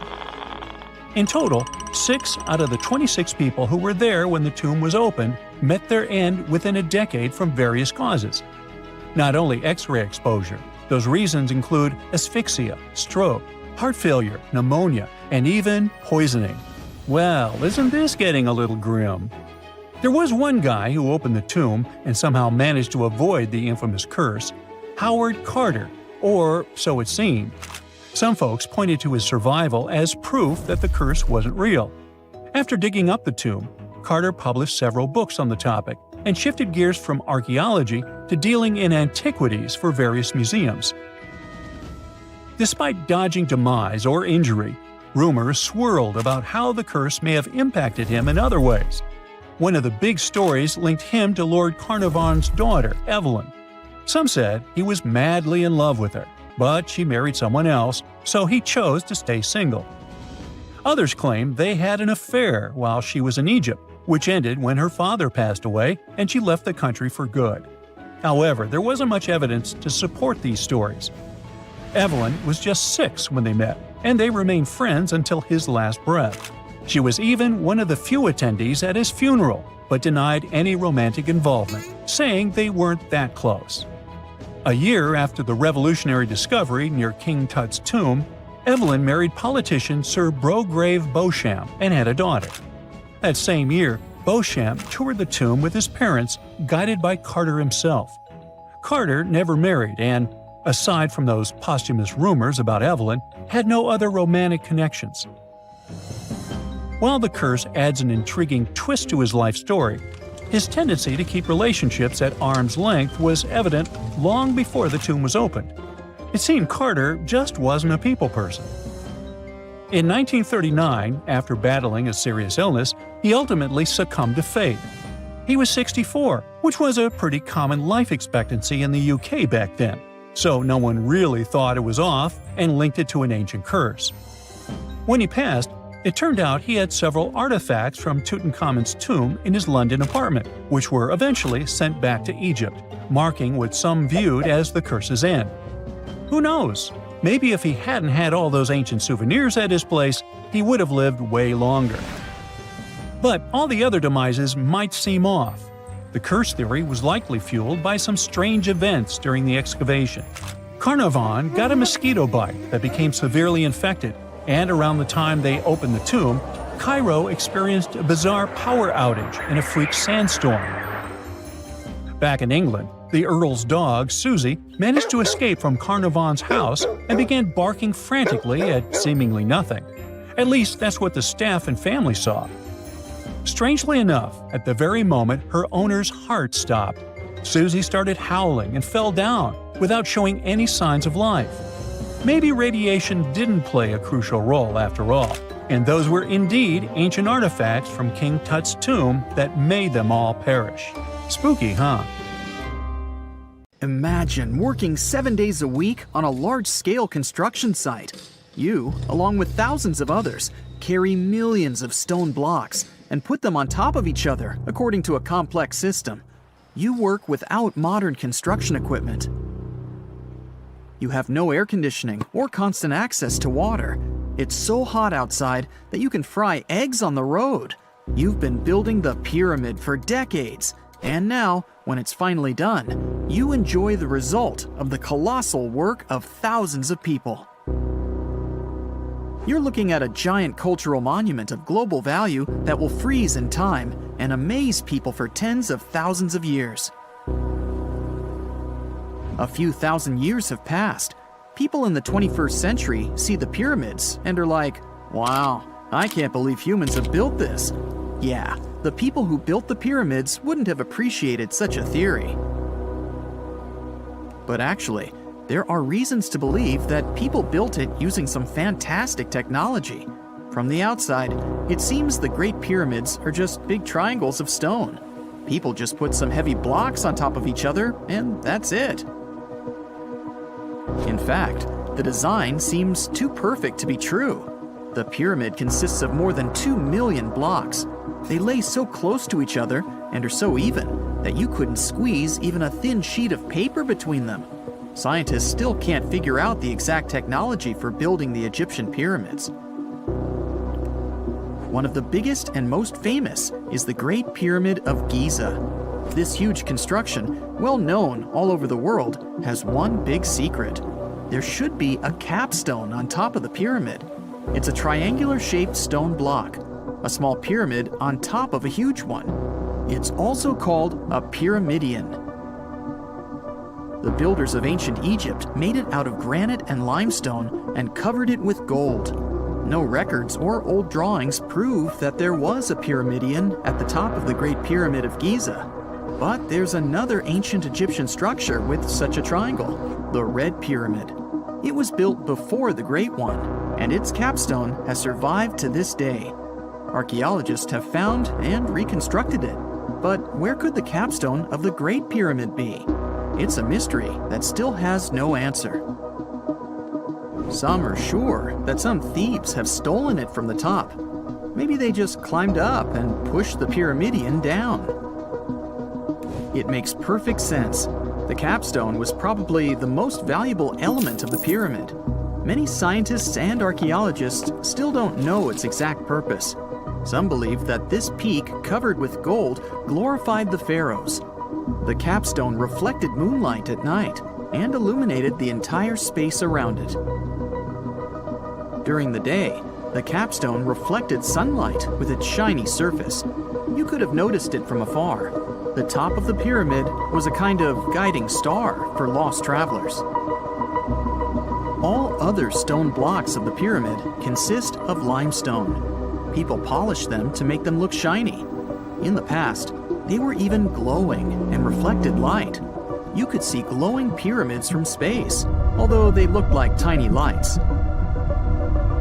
Over thousands of years, winds, sandstorms, and rains have changed the pyramid's appearance. If people had taken care of them all this time, they would have looked like something out of science fiction movies, or the pyramids from Las Vegas. But unfortunately, we will never see their original appearance. Some archaeologists and scientists believe that the capstone could absorb the sun's energy and distribute it evenly throughout the pyramid. No one knows precisely why the Egyptians needed this technology. There's a theory the pyramids are ancient energy systems. The pharaohs applied this energy to use some unique technologies that were more advanced than all the achievements of the 21st century. And the triangular shape of the pyramids was ideal for boosting this electromagnetic energy.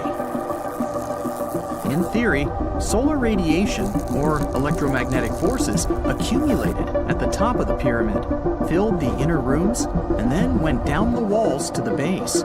Any surface distortion could prevent the flow from spreading, so they had to create a perfectly smooth surface.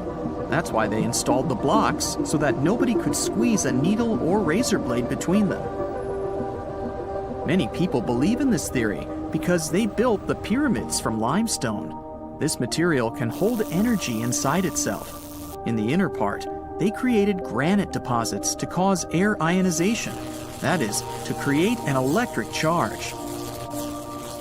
They also dug channels under the pyramid for water to transmit electricity. And at the top, they put a gold capstone, the best conductor of electricity. So, this is how you get a great power generator. Different cultures used similar technologies to create electricity all over the world. But these are all theories. If it had been working, humanity would have used these technologies today. There are mentions of the metal industry, chemistry, engineering, physics, mathematics, and astronomy in some ancient records. Most scientists don't believe in all these things. We know the detailed stages of the technology's development in different cultures. In the 21st century, scientists, historians, and anthropologists can track the evolution of all modern devices. If people had created some technological inventions in ancient times, the history of the world would have looked different.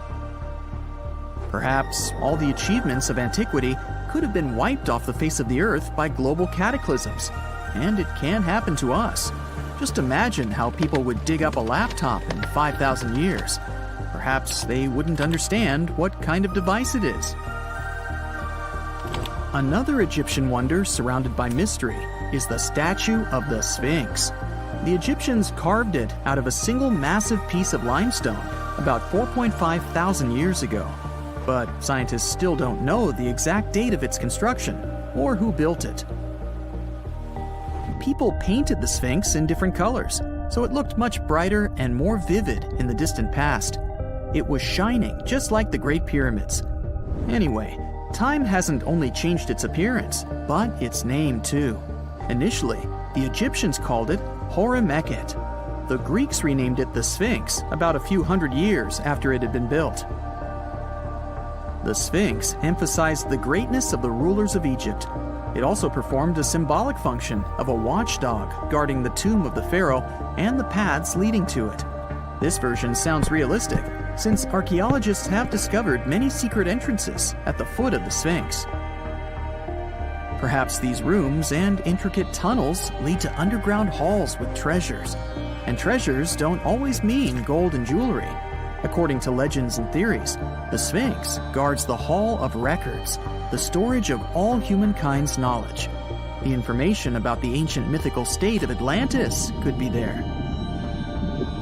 You can find many detailed maps of the internal dungeons of the Sphinx on the internet.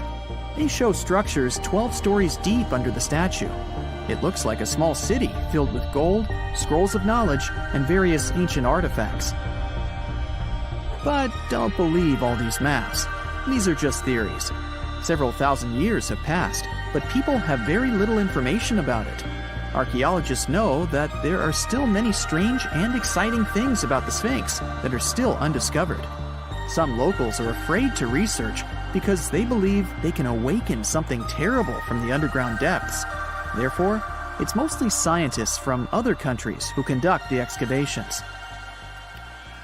In 1998, scientists discovered strange tunnels leading to empty rooms under the Sphinx. They realized that some people tried to get there through tunnels in the past, and maybe those people took all the treasures that were there. One of the legends says that some powerful artifact lays beneath the Sphinx. Its technology can change the whole world, but the locals are hiding it because it can damage the planet. Some believe that you can find evidence of unknown technologies painted on the granite walls in the pharaohs' tombs. But most likely, these paintings and signs tell us the myths and legends of ancient Egypt. But what if Egyptian symbols and drawings are detailed instructions for using ancient technologies? What if the locals that lived at that time thought, people in the future won't be able to get energy themselves. Let's leave some detailed instructions for them. Anyway, there are many riddles and theories. In reality, the search for answers is a dangerous undertaking, since it's not easy to get into the underground halls. Excavations can ruin the structure of the entire Sphinx. Any person inside the tunnels may get lost and never be able to find their way back. Besides, it costs a lot of money.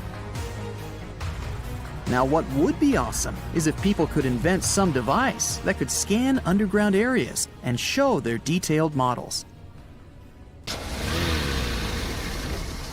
And now we're off to almost 5,000 years ago.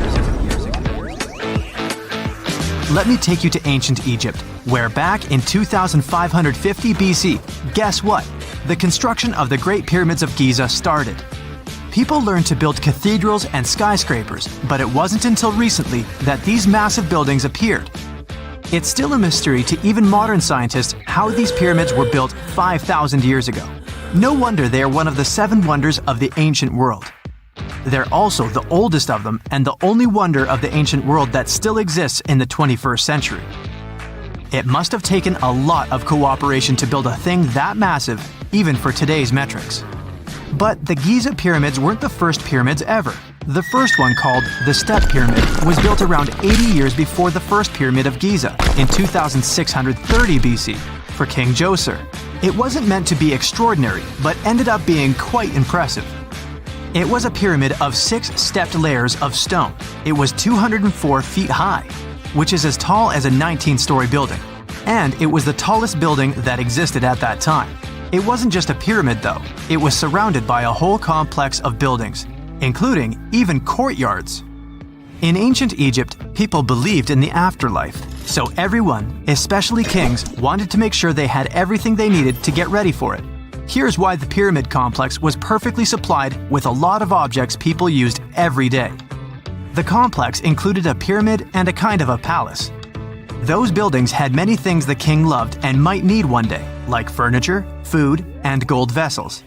After Djoser, building pyramids became common practice, but many pyramids weren't finished. It would usually take about 20 years to build one, but many rulers reigned way less than that. Overall, there are more than 100 pyramids. The most famous pyramids are the Great Pyramids of Giza. The first one and the biggest one was built for Pharaoh Khufu, around 2550 BC. Initially, it was 481 feet tall, which is as tall as a 40-story building. The second pyramid was built for Khufu's son, Pharaoh Khafre, around 2520 BC. It's just a bit shorter, usually standing at 471 feet high, a 39-story building. This is the pyramid with the famous statue of the Sphinx. Sphinxes have a lion's body and a human head. They were built to guard important areas. This one has the head of Pharaoh Khafre and is guarding his pyramid, facing the sunrise. The Sphinx is most well known and is one of the world's biggest and oldest statues. Originally, it had red color and did have a nose. It's still possible to see the trace of red pigment by its ears. But no one knows exactly when the nose disappeared. For some time, the Sphinx was sort of hidden underground, being covered with sand up to its shoulders. Luckily, in the early 1800s, an adventurer with a team of 160 people dug it out. The third pyramid of Giza is the smallest one, being more than twice shorter. Originally, it was 218 feet high, about the height of a 20-story building. Built in 2490 BC, it was a pyramid for Khafre's son, Menkaure. The pyramids are designed to align with the points of the compass, and their sides symbolize the rays of the sun. But back at the time, there were no compasses. Ancient Egyptians figured out the directions themselves, and with amazing precision. To align the pyramids, they used two constellations. Originally, the pyramids were covered in smooth white limestone and had a gold-silver top to reflect the sun. Later, the white limestone was taken from the pyramids by other kings and used for other buildings. Scientists estimated that ancient Egyptians used about 2.3 million stone blocks to build the first pyramid. Each block weighed more than 1 ton. This is the weight of a rhino. Some blocks were even bigger, being almost as heavy as an elephant.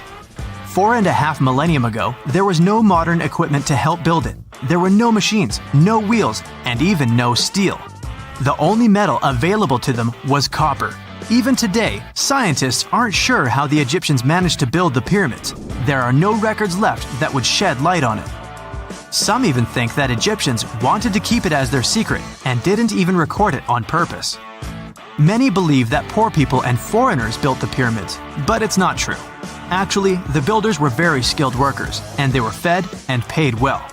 The archaeologists claim that the builders lived in a nearby temporary city and were a highly organized community with a strong leader. Scientists say that around 20,000 people worked on each pyramid complex, and it took about 20 years to build each. It probably was a national project. The construction site was large in resources, and food and essentials were likely to be contributed from all parts of Egypt. Even with all that support, it remains unclear how people managed to cut, transport, and assemble those huge stones. One of the theories suggests the stones were most likely transported on boats down the Nile River. Then, there was a harder part. They had to be moved to the construction site. For that, they probably used wooden sleds. It wasn't very hard to pull them because the sand mixed with the right amount of water was pretty slick. And 10 people could move a sled even with a rock weighing 1 ton pretty easily. Finally, one last problem. The stones had to be lifted and put into place. Archaeologists have discovered the remains of the ramps system that dates back to when the pyramids were built. Most likely, the Egyptians designed a unique system to move and pull huge stone blocks, but no one knows what it looked like exactly. The most common opinion is that there were several ramps around the pyramid to help move the blocks. The ramp was growing with the pyramid getting higher. They suppose people were walking up the stairs, pulling the stone on the wooden sled up in the middle on the sandy ramp. But this is just one of the options. Others say that the ramps were going around the pyramid. Some say the ramps were inside the pyramid. But we'll never know for sure, and it'll forever remain a mystery, just like the ancient Egyptians wanted. Surprisingly, there's not much inside the pyramids. Most of it is just solid stone with very little open space. But let's take a quick look inside the biggest of the pyramids of Giza.